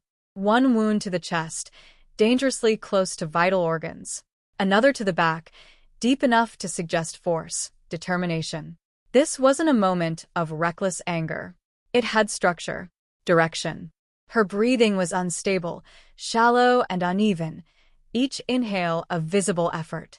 Blood loss had already pushed her body toward the edge, her skin pale, her awareness slipping in and out as they worked around her. Questions were asked, but answers were fragmented, her voice struggling to form anything coherent. Still, there was enough. Enough to confirm what the scene already suggested. He had done this. As they carried her out, the cold air outside hit differently. Sharper. More real. The contrast between the quiet interior of the house and the urgency outside was stark. Flashing lights reflected off the windows, breaking the darkness into pieces of red and blue that pulsed against the structure, turning it into something almost unrecognizable. Neighbors, if they had been awake, would have seen it from a distance. The sudden disruption. The presence of emergency vehicles in a place where nothing usually happened. But the isolation of the area worked both ways. It provided privacy in life, and in moments like this, it concealed the lead up to violence until it was too late. Back inside, the process continued. Every detail documented. Every surface examined. The knife itself became a focal point, recovered as a central piece of evidence. Its placement, its condition, the traces it carried, all of it mattered. It wasn't just a weapon. It was a timeline. A record of actions that had unfolded in seconds, but would now be analyzed for months, even years. There were no signs of hesitation in the attack. No indication that it had been accidental or defensive. The angle of the wounds, the force required, the proximity, all pointed toward intent. A decision made and carried out. And yet, there was that contradiction again. The cloth. A small, almost insignificant object in the context of everything else. And yet it stood out. Because after the attack, after the damage had already been done, he had pressed it against her wound. Followed instructions. Tried, in some limited way, to stop the bleeding. It didn't erase what had happened. But it complicated it. Investigators would later return to that detail, turning it over again and again, trying to understand what it meant. Was it remorse? Instinct? A realization that had come too late? Or was it something else entirely? A calculation, an awareness that she had already identified him, that running would serve no purpose? In the immediate aftermath, there were no answers. Only facts. He had been there. She had been attacked. There was no evidence of anyone else involved. As officers secured the scene, Bryant was taken into custody. The process was procedural, controlled, almost routine in its execution. But there was nothing routine about what had led to that moment. The man who had once stood in that same house as a husband, as a partner, now left it in the back of a police vehicle, separated from everything that had once defined his place there. The house itself remained. Lights still on. Objects still where they had been left. A space frozen in the aftermath of something it had not been built to contain. It had been a place of plans, of shared meals, of conversations that stretched into the night. Now it held only evidence. And silence. At the hospital, the situation unfolded on a different timeline. There, the focus was not on what had happened, but on whether she would survive it. Surgeons worked against the damage, against the loss, against the narrow margin that separated life from death. The wounds had come dangerously close to ending everything. Inches, they would later say, just inches from the heart. Her lungs had collapsed. Her body had begun to shut down. But she was still there, still fighting, even when she wasn't conscious enough to understand that she was doing it. Machines took over where her body faltered, stabilizing, supporting, holding her in a space between outcomes. Hours passed, and slowly, against the odds that had been stacked against her from the moment the knife first struck, she held on. Back at the scene, the investigation expanded outward. Questions began to form, not just about what had happened that morning, but about everything that had led to it. Relationships examined, histories revisited, patterns searched for in moments that, at the time, may not have seemed significant. Because violence like this doesn't emerge from nothing. It builds. Quietly, sometimes invisibly, until it reaches a point where it can no longer be contained. And as investigators began to piece together the life that Joyce and Bryant had shared, they would start to see those pieces. The arguments, the instability, the shifts in behavior that, when viewed individually, might have seemed manageable, explainable. But together, they formed something else. A pattern. One that led directly to that bedroom, to that moment, to the point where everything changed. The discovery of the crime was only the beginning. Because understanding it, truly understanding it, would require going back, examining every step, every decision, every warning sign that had been overlooked or dismissed. And in doing so, they would uncover a story that was far more complex and far more disturbing than it had first appeared. In the days that followed the attack, the house no longer felt like a home but like a question waiting to be answered. Investigators moved through it with quiet precision, returning again and again to the same rooms, the same angles, the same details, as if repetition might reveal something that had been missed the first time. But the truth, at least on the surface, seemed almost too clear. There was no mystery about who had done it. Bryant had admitted it. He had stayed. He had waited for them to arrive. And yet, for those tasked with understanding not just the act but the intent behind it, the clarity of the crime only made it more unsettling.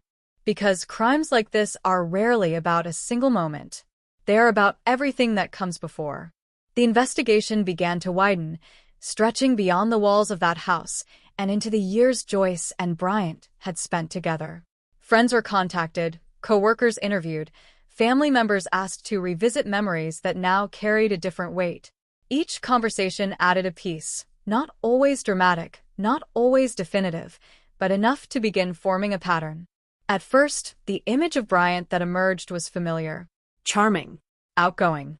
A man who knew how to present himself well, especially in the early stages of any relationship.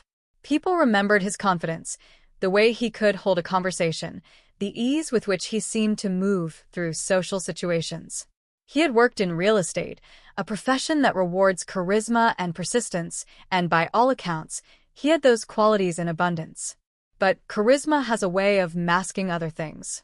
And as investigators pressed deeper, those other things began to surface. There were the arguments. Not just occasional disagreements, but intense, emotional confrontations that seemed to escalate quickly. Joyce had spoken about them to friends over the years, sometimes in passing, sometimes with a tone that suggested she was trying to downplay their severity. At the time, they had been framed as stress, as the natural tension of a relationship navigating financial strain and personal challenges. Now, they were being re-examined. The financial situation, in particular, became a central focus. After losing his job shortly before their wedding, Bryant had relied heavily on Joyce's support. She had funded the startup of his real estate office, invested not just money, but belief into the idea that he could rebuild, that he could find his footing again. But the business never took off. There were no sales, no steady income, no indication that things were improving. Instead, there was decline. He moved from job to job, none of them lasting long. Each failure seemed to chip away at something deeper than just financial stability. Witnesses described a shift in his demeanor over time, a growing frustration that didn't always stay contained. And alongside that frustration, another pattern became impossible to ignore. Alcohol. It wasn't just casual drinking. It was excessive, frequent, something that had begun to define his daily life. Friends recalled moments where his behavior changed dramatically after drinking, where the easy charm gave way to something sharper, more volatile. Joyce herself had described the verbal abuse, the insults, the yelling that would erupt without warning. And then the apologies. Always the apologies. A cycle that repeated itself often enough to become almost predictable. Anger followed by regret. Outbursts followed by promises to change. It was a pattern that, in isolation, might have seemed manageable, something that could be worked through with time and effort. But patterns, when left unbroken, tend to escalate. By 2009, the situation had reached a point where Joyce could no longer ignore it. She had given him time, given him opportunities, supported him in ways that went far beyond what most would consider reasonable. And still, nothing had changed. So she made a decision. Separation. It wasn't impulsive. It wasn't driven by a single incident. It was the result of years of accumulation, of realizing that the life she had built was being slowly eroded by someone who could not, or would not, stabilize himself. She gave him a clear path forward. Clean up his life. Stop drinking. Find stable work. Prove that the marriage could still be something worth saving. And for a moment, it seemed like that might happen. He moved out, stayed with family members, creating physical distance that mirrored the emotional divide that had already formed. But distance alone doesn't create change. If anything, it exposed the depth of the problem. Reports from that period painted a picture of further decline. More drinking, less structure. A man who seemed to be losing not just his marriage, but any sense of direction. Financially, he had nothing. No stable income, no assets that could support him independently. And looming over everything was the reality of the divorce. For Joyce, it was a step toward reclaiming her life. For Bryant, it was something else entirely. By 2010, the situation had escalated to the point where he admitted himself into a psychiatric facility. On paper, it could be seen as a turning point, a recognition that something was wrong, that help was needed. And Joyce, despite everything, felt a sense of cautious hope. Not necessarily for reconciliation, but for resolution. If he could stabilize himself, perhaps the divorce could proceed without further conflict. But hope, in situations like this, is often fragile. When he was discharged, there was no clear indication that anything had fundamentally changed. The underlying issues remained. The instability, the emotional volatility, the dependence, it was all still there just beneath the surface. And then came the calls. Frequent, intense, unpredictable. Sometimes he would be calm, almost pleading, talking about how much he missed her, how he wanted things to go back to the way they were. Other times, the tone would shift without warning, turning aggressive, accusatory, filled with anger that seemed to have no clear target. Witnesses described it as exhausting, the constant back and forth, the emotional whiplash of not knowing which version of him would appear from one call to the next. Joyce endured it for a time, trying to maintain some level of communication, but it became clear that there was no productive path forward. The divorce had to happen. By late 2011, the process was nearing its end. The finalization was set for January, just weeks away. For Joyce, it represented closure. The end of a chapter that had brought more pain than she had ever anticipated. A chance to move forward, to rebuild once again on her own terms. For Bryant, it represented something else. An ending he was not prepared to accept. Investigators would later focus heavily on this period, examining the timeline leading up to the attack. The proximity of the divorce date. His financial situation. His emotional state. All of it pointed toward a convergence of pressures that had been building over time. And then there was the final meeting. December 1st, 2011. He had asked to see her, to discuss the divorce, to help with practical matters around the house. Preparing for winter. Small tasks that, on the surface, seemed harmless, even helpful. Joyce agreed, perhaps out of habit, perhaps out of a lingering sense of responsibility, or simply because she believed that after everything, they could at least end things on civil terms. He arrived with words that sounded familiar. He had changed. He had nothing without her. He wanted another chance. But this time, Joyce did not waver. She told him it was over. Not with anger, not with cruelty, but with a finality that left no room for negotiation. She expressed hope that they could remain on good terms, that some form of friendship might exist beyond the marriage. But not the marriage itself. That boundary was set. And it held. That night he stayed. Not in a way that seemed immediately threatening. There were no signs of escalation, no visible indication that something irreversible was about to happen. They moved through the evening with a kind of uneasy normalcy, the tension present, but not explosive. She went to sleep believing that, perhaps, a line had been drawn, that whatever remained between them had been contained, that the next step would be the final legal separation. But investigators, looking back, saw it differently. They saw a man who had reached the edge of his options, a man facing the loss of financial support, of stability, of the life he had come to rely on, a man whose identity had become entangled with a relationship that was now ending, whether he accepted it or not. And in that context, the attack was not random. It was the result of everything that had come before. Not a sudden break, but a culmination.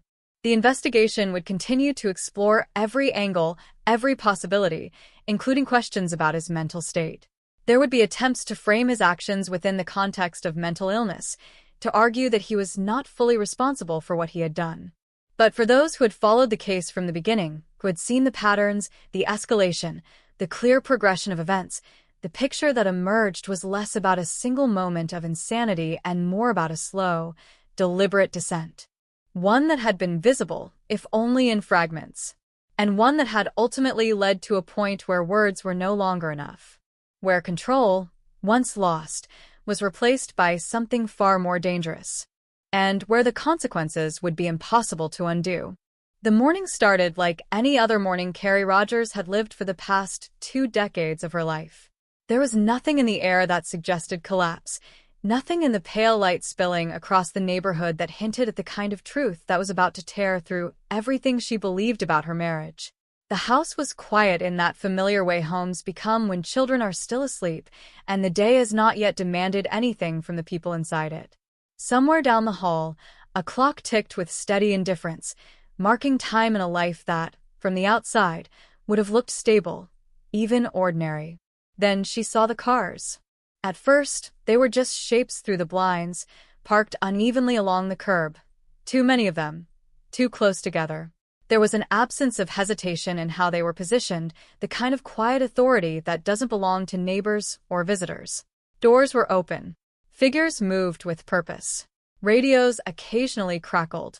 The street outside her home, usually softened by routine and familiarity, had been reshaped into something unfamiliar, something charged. Carrie stood still for a moment, trying to understand what she was looking at without letting her mind assign meaning too quickly. There are moments in life where comprehension refuses to arrive at the same speed as perception. This was one of them.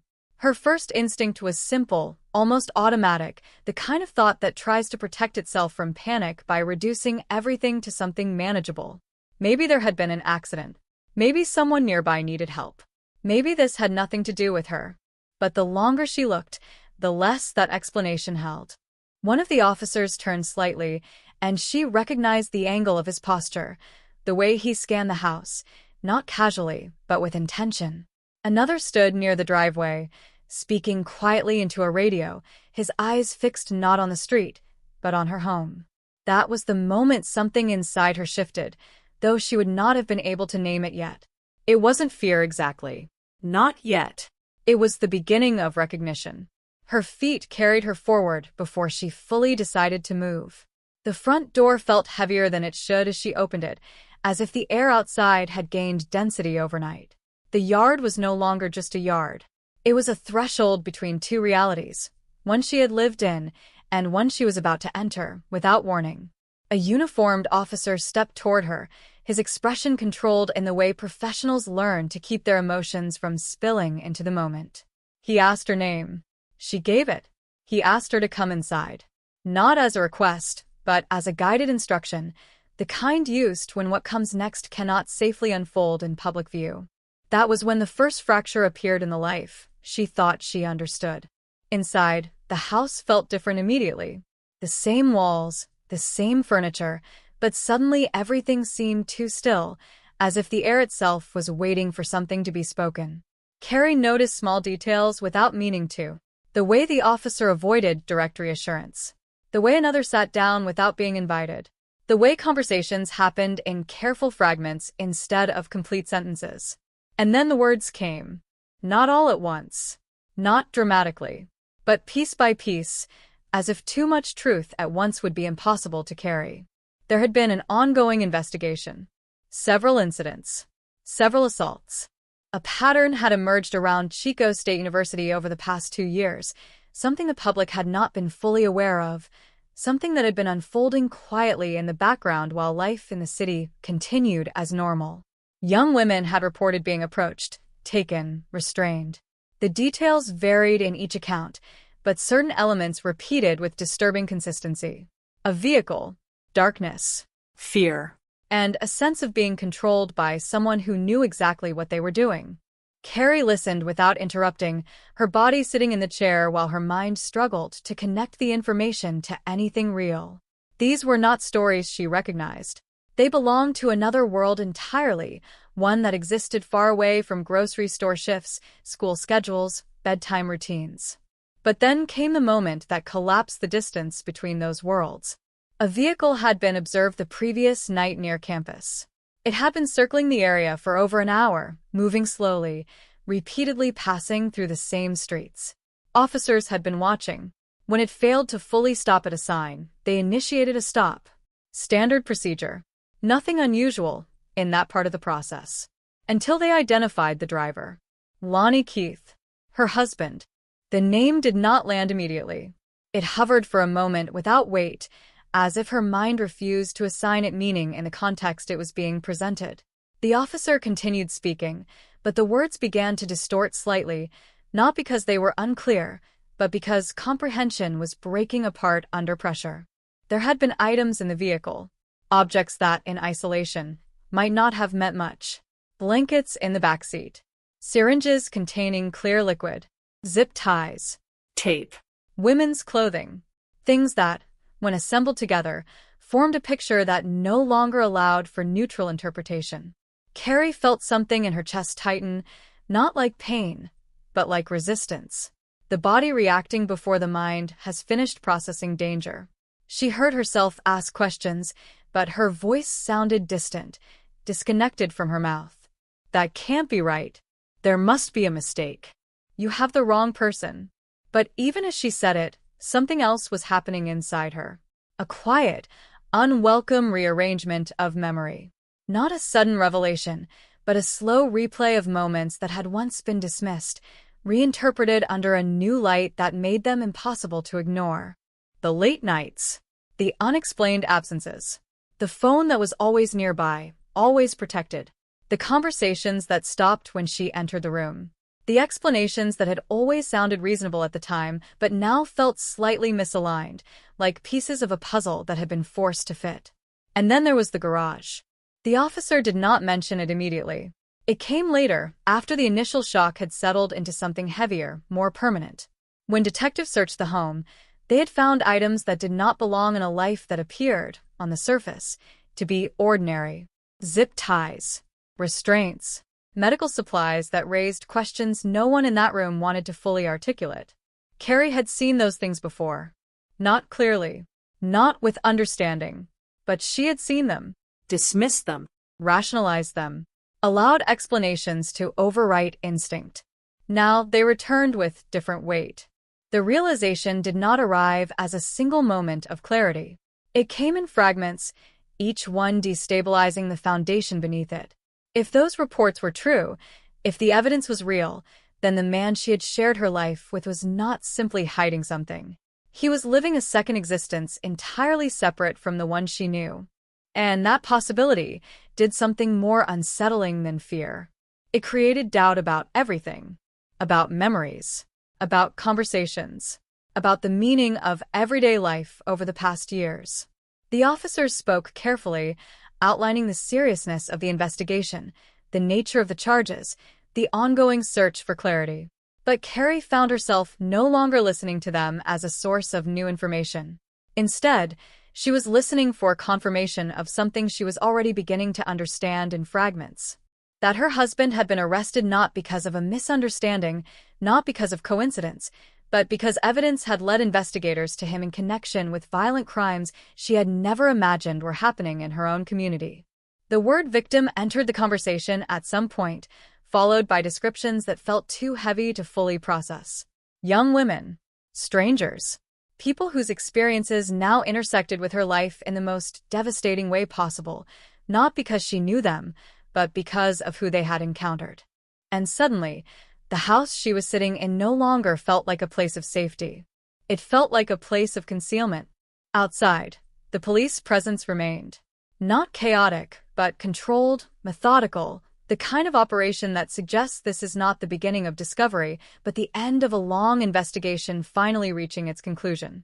Somewhere in that structure of vehicles and uniforms was the man she had married, the father of her children, the person she had trusted more than anyone else in her life. But the version of him she knew was already dissolving, because what was emerging in its place did not fit into any memory she had. And that was the moment everything truly began. Not the arrest, not the investigation, but the realization that the life she had built over years might have been sharing space with something she never saw coming at all. Carrie sat in the same chair long after the officers had stopped speaking, as if movement itself required permission she no longer trusted her own instincts to grant. The house around her remained intact, every object still in its familiar place, yet nothing about it felt familiar anymore. The quiet that had once represented routine now felt like something hollowed out, as if the walls were holding their breath along with her. Time began to distort in the way it often does during shock, no longer moving in a straight line, but in uneven stretches. There were moments she would later struggle to place in sequence, conversations that felt both immediate and distant, faces that came into focus and then blurred again without warning. What remained consistent was the weight pressing against her chest, a constant physical reminder that something irreversible had entered her life and refused to leave. The officers asked her questions, but they were not the kind that demanded immediate answers. They were careful, measured, allowing silence to fill the spaces between them when necessary. They wanted to know about Lonnie's routine, his behavior in recent months, any changes she might have noticed, anything that could help establish a clearer picture of what had led them here. At first, Carrie tried to respond in the way she always had, logically, cautiously, searching for explanations that would maintain balance between what she knew and what she was being told. She spoke about his long work hours at the medical centers, the exhaustion that came with it, the way he sometimes seemed distant but always attributed it to stress. She mentioned their children, the routines of raising 4 kids, the constant motion of family life that often left little room for deeper reflection. But as she spoke, something began to shift inside her narration itself. Each explanation she offered began to sound less like clarification and more like reinterpretation. Small details she had once dismissed now appeared differently when placed against the words she had just heard. The late nights that kept him away from home, the unexplained absences that had been brushed aside, the moments when he seemed distracted, not just tired but elsewhere entirely, as if part of him was always slightly out of reach. And then, uninvited, memory began to surface in fragments. The garage. She had not thought about it in detail for a long time, but now it returned with uncomfortable clarity. Boxes that had been closed too carefully. Objects that did not belong together, but were stored together anyway. Items that, when asked about, had been given explanations that seemed reasonable in the moment, but now felt strangely constructed, as if they had been designed to end questioning rather than encourage understanding. She remembered asking him about them. His response had been calm, immediate, almost rehearsed in its readiness. Medical supplies, leftover materials, tools for simple household tasks. Nothing unusual, nothing concerning. At the time, she had accepted it, because acceptance was easier than doubt. But now, doubt was no longer optional. It was present in everything. One of the officers mentioned the ongoing investigations near Chico State University again, and this time Carrie felt the words land differently. not as abstract information about strangers, but as something anchored in a place she recognized, a community she was part of, a geography that overlapped with her own life more closely than she had ever considered. The descriptions were careful, but still heavy. Young women, similar patterns, incidents that had not been connected publicly until now, but had clearly been part of a larger, coordinated effort to identify whoever was responsible. Surveillance had been ongoing for some time. Patterns had been tracked. And eventually, a vehicle had drawn attention. That vehicle belonged to Lonnie. The simplicity of that fact did not make it easier to process. If anything, it made it harder because it removed ambiguity. There was no longer space for misidentification or coincidence. The connection was direct, documented, verified. Carrie felt her thoughts begin to fragment under the pressure of that realization. It was not just the idea that her husband had been arrested. It was the idea of what that arrest implied. That while she had been living a life centered around children, schedules, routines, and the gradual exhaustion of raising a family, something else had been unfolding in parallel. Something she had not seen, not because it was hidden in obvious ways, but because it existed in spaces she had never thought to question. The contrast between those two realities became almost unbearable. On one side, mornings filled with school lunches, laundry, conversations about homework, the ordinary structure of family life that defines so many years without drawing attention to itself. On the other side, a completely different narrative, one involving surveillance, victims, and criminal behavior that existed outside the boundaries of anything she would have associated with her husband. The mind struggles when two incompatible realities are forced to occupy the same space. Carrie found herself trying to locate a point of connection between them, some moment in time where one version of her husband might have transitioned into the other. But no such moment presented itself. There was no clear line, no identifiable shift. Only continuity, stretching back through years of shared life. Which meant the question itself became more disturbing than the answer. How had she not seen it? The officers did not blame her. Their tone remained professional, even sympathetic at times, but they did not offer comfort that would simplify the situation. They had seen enough cases like this to understand that shock does not respond to reassurance. It responds only to time and information. Eventually, the conversation shifted to practical matters. Next steps, procedures, the presence of evidence, the ongoing investigation, and what it meant for both the criminal case and her family's immediate situation.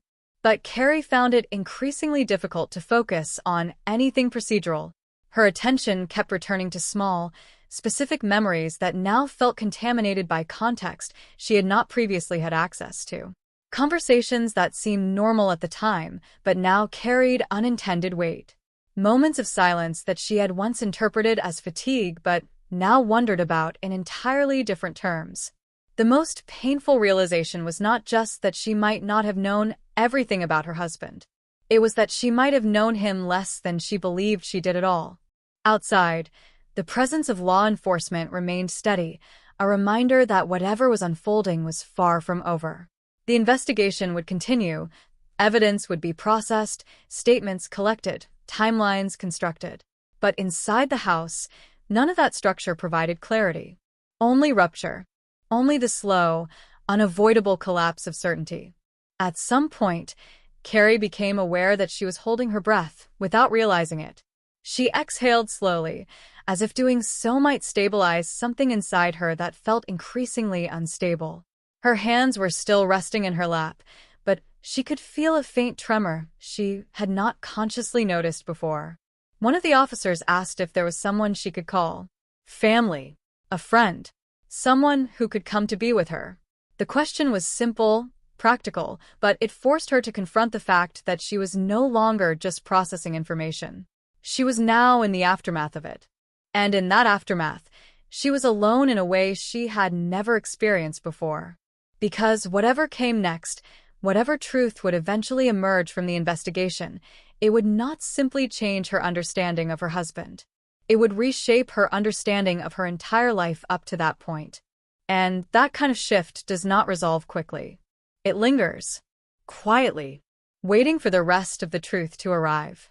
Before the flashing lights ever appeared on her lawn, before detectives began carefully reconstructing the hidden layers of her husband's double life, Carrie's world had been defined by something far simpler: routine built around family. It was not a glamorous life, not one that drew attention from the outside, but it was stable in the way she had come to value most. 4 children filled her days with constant motion, noise, and responsibility that rarely allowed space for anything to feel still for long. Her mornings began early, long before the rest of the house woke. There was the quiet preparation of lunches, the sorting of clothes, the small tasks that repeat themselves endlessly in households like hers. She moved through them with practiced efficiency, the kind that comes from years of repetition rather than conscious effort. Each action was part of a rhythm she understood deeply, even if she rarely stopped to think about it. Lonnie, in those years, existed at the edge of that rhythm. At first, he had been fully present. In the early years of their marriage, especially after the birth of their first child, there had been a sense of shared momentum. They were building something together, not just a relationship, but a life that included responsibility, sacrifice, and forward movement. Carrie remembered those early days as busy but connected, both of them adjusting to the idea that love had now expanded into something more permanent, something that required structure. He was ambitious, even then, focused, driven in a way that made sense within the context of a growing medical career. Becoming a physician's assistant had not been easy, and Carrie had watched him work long hours, study late into the night, and push through exhaustion in pursuit of stability for their family. There was pride in that, the kind that comes from watching someone you love build something meaningful through effort. But over time, the balance began to shift. It was not sudden. It rarely is in long relationships. Instead, it unfolded gradually, in increments so small they could be dismissed individually. A missed dinner here, a late night at work there, a phone call interrupted, a conversation shortened, an explanation that felt reasonable in the moment but became harder to contextualize as patterns formed. Carrie adapted the way people often do when life demands flexibility. She filled in the gaps. She compensated for absences. She told herself that busy seasons pass, that demanding careers require sacrifice, that families sometimes endure imbalance in order to maintain long-term stability. And for a while, that explanation held. Even when Lonnie began working at multiple medical centers, splitting his time between Chico and Oroville, she accepted the structure as temporary necessity. The hours were grueling, he said. The demand was high. It was what had to be done to support a growing family with 4 children and increasing financial pressure. She believed him, because believing him was easier than questioning the foundation of their shared life. But life rarely remains static in the ways we expect. By the time their youngest child was born in 2010, Carrie found herself overwhelmed in ways she had not fully anticipated. The house had become a constant cycle of demands. School schedules, medical appointments, meals, cleaning, emotional support for children at different stages of development. She often described it later as feeling like a single parent, not because Lonnie was absent entirely, but because his presence had become inconsistent. He was hardly home. And when he was, his energy was often depleted by work or consumed by something she could not quite define at the time. There were conversations, but they felt increasingly fragmented, interrupted by fatigue or distraction. The intimacy that once defined their relationship had faded quietly, replaced by logistics and coordination. Still, Carrie held on. Not out of denial, but out of responsibility. There were children involved, a shared history, a belief that difficulties could be worked through with time and effort. She had seen other couples struggle and recover. She told herself that this was simply another phase, one that would pass once the demands of work eased or the financial pressure lessened. Lonnie often reinforced that belief. Once we get through this, things will be easier. Once we're out of debt, we'll have more time. You just have to stick with it. Those statements carried a kind of persuasive logic. They offered a future version of their life where current struggles were temporary and solvable. And Carrie, like many people in long-term relationships, made decisions based not only on what was happening, but on what she believed might still be possible. But beneath that surface narrative, something else was beginning to form. It started with small inconsistencies. A message that didn't align with his stated schedule. A phone that was kept too close, too guarded. Conversations that ended abruptly when she entered a room. Nothing concrete enough to justify confrontation at first, but enough to introduce uncertainty. The first clear disruption came with a text message she was not meant to see. It arrived during what seemed like an ordinary moment. A notification on his phone, brief and casual, asking for a photo of him and the children in their Halloween costumes. On its own, it could have been harmless. But something about the phrasing didn't match the context he had provided. When she questioned him, his response was immediate. Defensive, but controlled. Work-related, he said. The explanation should have settled the matter. But instead, it introduced doubt that did not dissipate.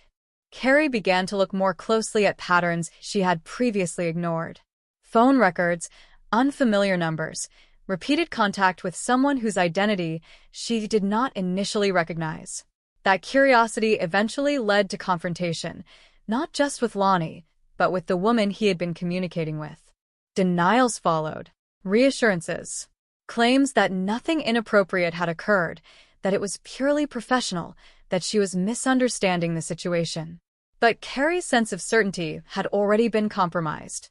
She began searching for confirmation in physical spaces as well. The garage became one of those places. It was there, among ordinary storage and household clutter, that she encountered objects that did not fit easily into any explanation she had been given.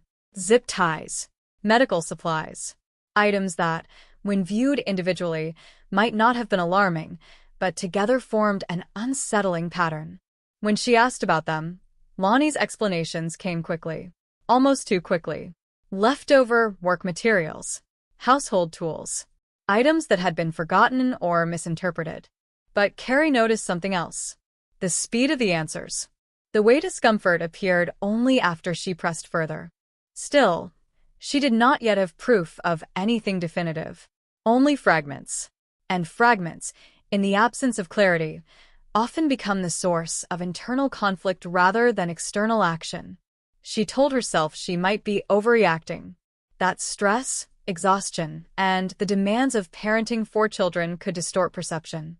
And so she stayed, even as doubt grew, even as inconsistencies accumulated, even as her emotional distance from the situation increased while her physical proximity to it remained unchanged. It was a difficult contradiction to live within, feeling uncertainty while continuing to function as if certainty still existed. Then came the tracking incident, a moment that, in hindsight, would be recognized as a turning point, though at the time it presented itself as just another attempt to resolve confusion. Using a feature on his phone, she traced his location late one night and discovered that he was not where he said he would be. The data contradicted his explanation.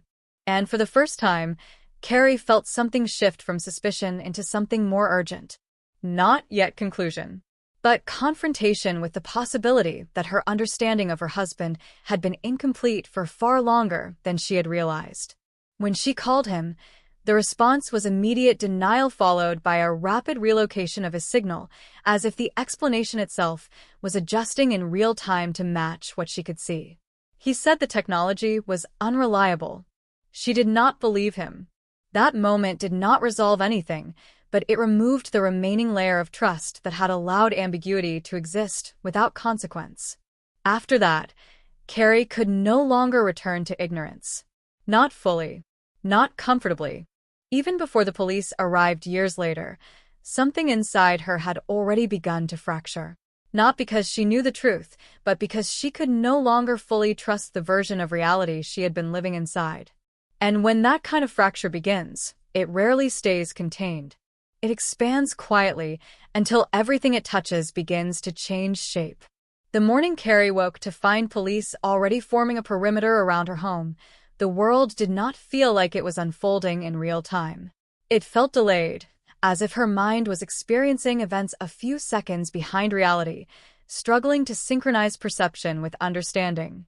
The officers moving across her yard, the radios crackling with quiet urgency, the careful positioning of vehicles that blocked the street in both directions, All of it looked staged at first, like a scene she had accidentally walked into rather than a moment that belonged to her life.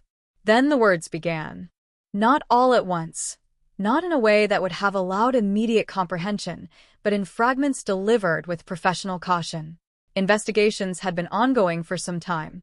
There had been a series of incidents near Chico State University. Multiple reports. Similar patterns. A suspect had been under surveillance. A vehicle had been identified. A stop had been conducted the night before. And now that vehicle had been linked directly to Lonnie Keith. Carrie felt her body react before her mind fully accepted what she was hearing. A tightening in her chest. A subtle instability in her breathing. The sense that something essential was shifting out of place inside her, though she could not yet name what it was. The officers did not describe the case in sensational terms. They did not need to. The facts themselves carried enough weight. Over the past 2 years, young women had reported being attacked in circumstances that followed a disturbing consistency.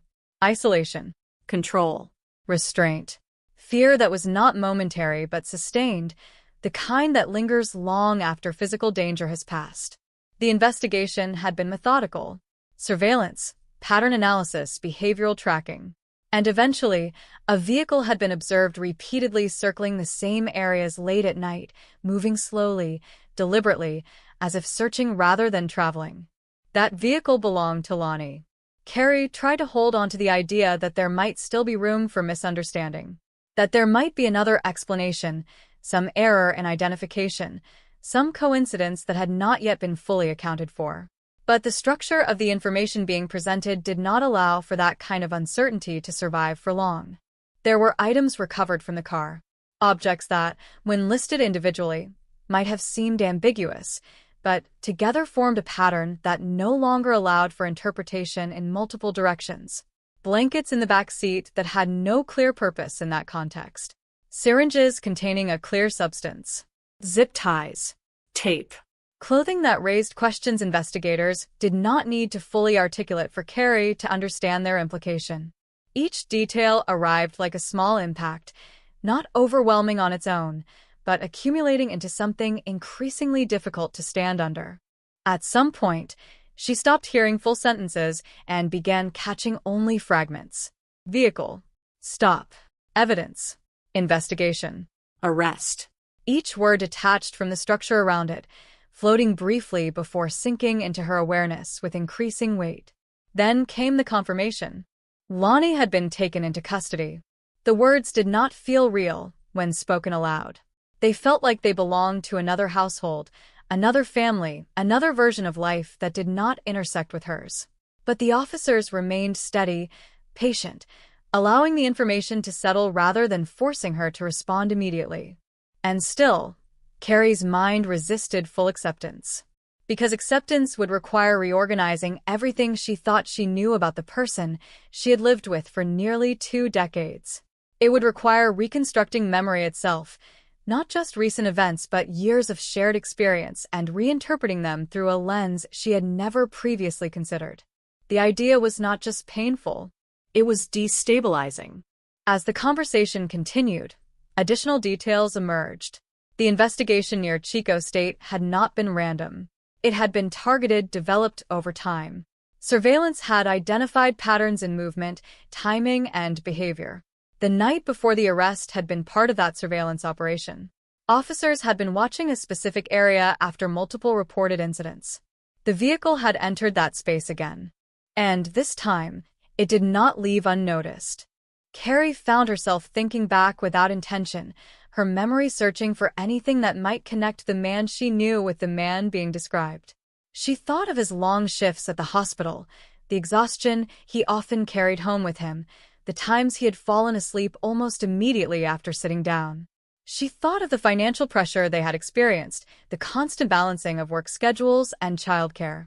None of it aligned easily with what she was hearing. And yet it was the same person. That contradiction created a mental strain that did not resolve itself quickly. Instead, it forced her into a state where both realities had to exist simultaneously, even though they could not logically coexist. One version of Lonnie was the father of her children, the partner she had built a life with, the man who had shared meals, conversations, and years of accumulated ordinary moments. The other version was someone investigators were describing in connection with violent acts against strangers. The distance between those two identities was not something she could bridge through reasoning alone. The officers explained the next steps: evidence collection, formal charges, ongoing investigation, legal procedures that would unfold in stages over time. But Carrie was no longer processing information in a structured way. Instead, she was experiencing it as waves of realization that arrived and receded without warning. At one point, she became aware of her own silence. She had stopped asking questions. Not because she understood everything, but because she no longer knew which questions made sense in the context she had been placed in. The house around her remained unchanged, but it no longer felt like it belonged exclusively to her life. It felt like it had been reclassified into something else entirely, a space that had unknowingly contained a second reality she had never been aware of. When the officers asked if there was someone she could call, the question felt distant at first, as if it belonged to a different layer of experience. Family, support, connection. Things that, in theory, should have been available to her, but now felt separated by an emotional distance she could not immediately cross. Eventually, she nodded. Not because she had resolved anything, but because remaining still any longer felt impossible. Outside, the presence of law enforcement remained steady, a physical manifestation of a truth that was still expanding inside her mind. Nothing about the scene suggested chaos. Everything was controlled, structured, contained. And yet inside the house, Carrie felt none of that structure. Only collapse. Not sudden. Not loud. But slow, irreversible, and complete in the way that understanding sometimes is when it arrives too late to prevent what it reveals. The first time Carrie was allowed to move through her own house after the police finished their initial sweep, it no longer felt like stepping back into a familiar space. It felt like entering a place that had already been interpreted by someone else. The air carried a different weight, not because anything visible had changed, but because she now knew that unseen activity had taken place inside it, and that knowledge altered every surface it touched. Detectives moved with quiet efficiency through rooms she had once associated only with daily life. The living room where children had sprawled across the floor watching television. The kitchen where mornings had been measured in breakfast routines and rushed conversations. The hallway walls marked by the subtle evidence of time passing through a growing family. Now those same spaces were being examined, photographed, cataloged as potential sources of evidence. Carrie found herself standing at the edge of rooms she no longer felt entitled to simply walk through without hesitation. Every movement felt slightly suspended, as if she was being guided by invisible instructions she had not fully learned yet. Officers did not block her path, but their presence shaped how she moved anyway.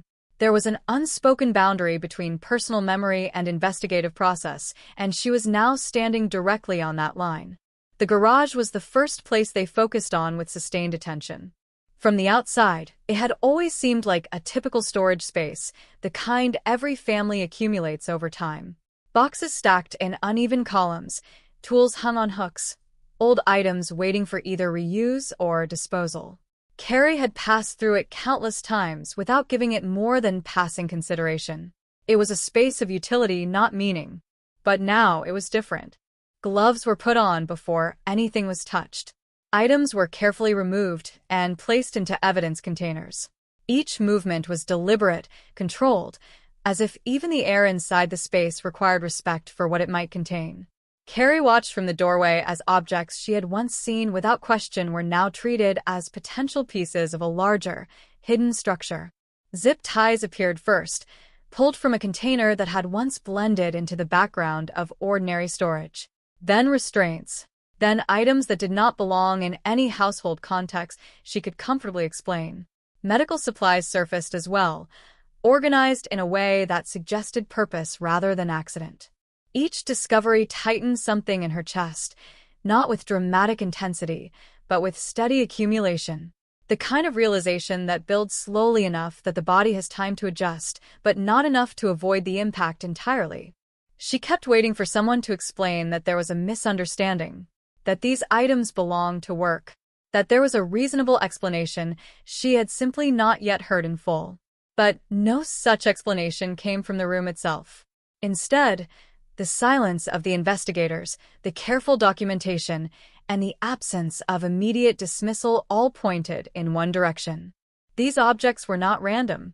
They were connected. And they were connected to a version of Lonnie she had never seen. As the search continued, Carrie began to notice something else happening inside herself. It was not just shock anymore. Shock had a way of making the world feel distant, almost unreal. What she was experiencing now was something more invasive. It was reinterpretation. Her memory was no longer stable. It was being actively rewritten by context she did not choose. She found herself recalling moments from years earlier that now seemed different under this new light. The times Lonnie had insisted on privacy in certain spaces of the house. The nights he had stayed awake longer than usual while she slept. The explanations he had given for objects she had not questioned deeply enough at the time. None of those memories had changed in content, but their meaning had. A simple action could no longer remain simple once it had been placed into a new framework of understanding. And that shift made it difficult to trust memory itself. If something could appear ordinary for years and later reveal itself as something else entirely, then what else had she misinterpreted without knowing? The investigators worked methodically, documenting each item with precision. Photographs were taken, notes recorded, evidence bags labeled. There was no rush in their movements, only consistency. The kind of approach that suggests experience with cases that have already crossed the line from suspicion into confirmation.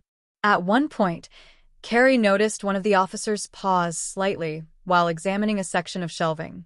The pause was brief, almost imperceptible, but it carried weight. Then another item was collected, placed carefully into a sealed container. No one spoke about it directly in front of her, but she understood from their behavior that what they were finding was not incidental. It was part of a pattern they already believed they understood. And that realization created a different kind of unease inside her. Because if they were correct, then this had not begun recently. It had not been spontaneous or sudden. It had existed alongside her life for a long time, hidden in plain sight, woven into the same environment she had raised her children in. The idea that something like that could exist unnoticed in the same space where everyday life unfolded was difficult to fully process. Not because it was impossible, but because it forced a reevaluation of safety itself. The assumption that a home is a defined boundary between protection and the outside world no longer held in the same way once that boundary had been breached internally. As the search expanded, Carrie was asked to step into another room while certain areas were examined more closely. She complied without resistance, though her sense of orientation within her own home was beginning to dissolve. Rooms she had once moved through automatically now required conscious effort to navigate emotionally as well as physically. In the quieter space where she was seated, she became aware of sounds from the investigation continuing behind closed doors.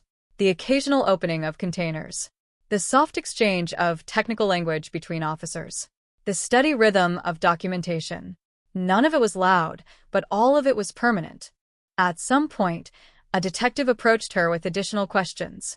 Not accusatory, not aggressive, but careful in the way professionals are when they are trying to reconstruct a timeline that no longer exists only in physical evidence, but also in human memory. They asked about routines, about Lonnie's work schedule, about periods of absence, about changes in behavior that might have seemed minor at the time, but could now hold significance in hindsight. Carrie struggled with those questions more than she expected.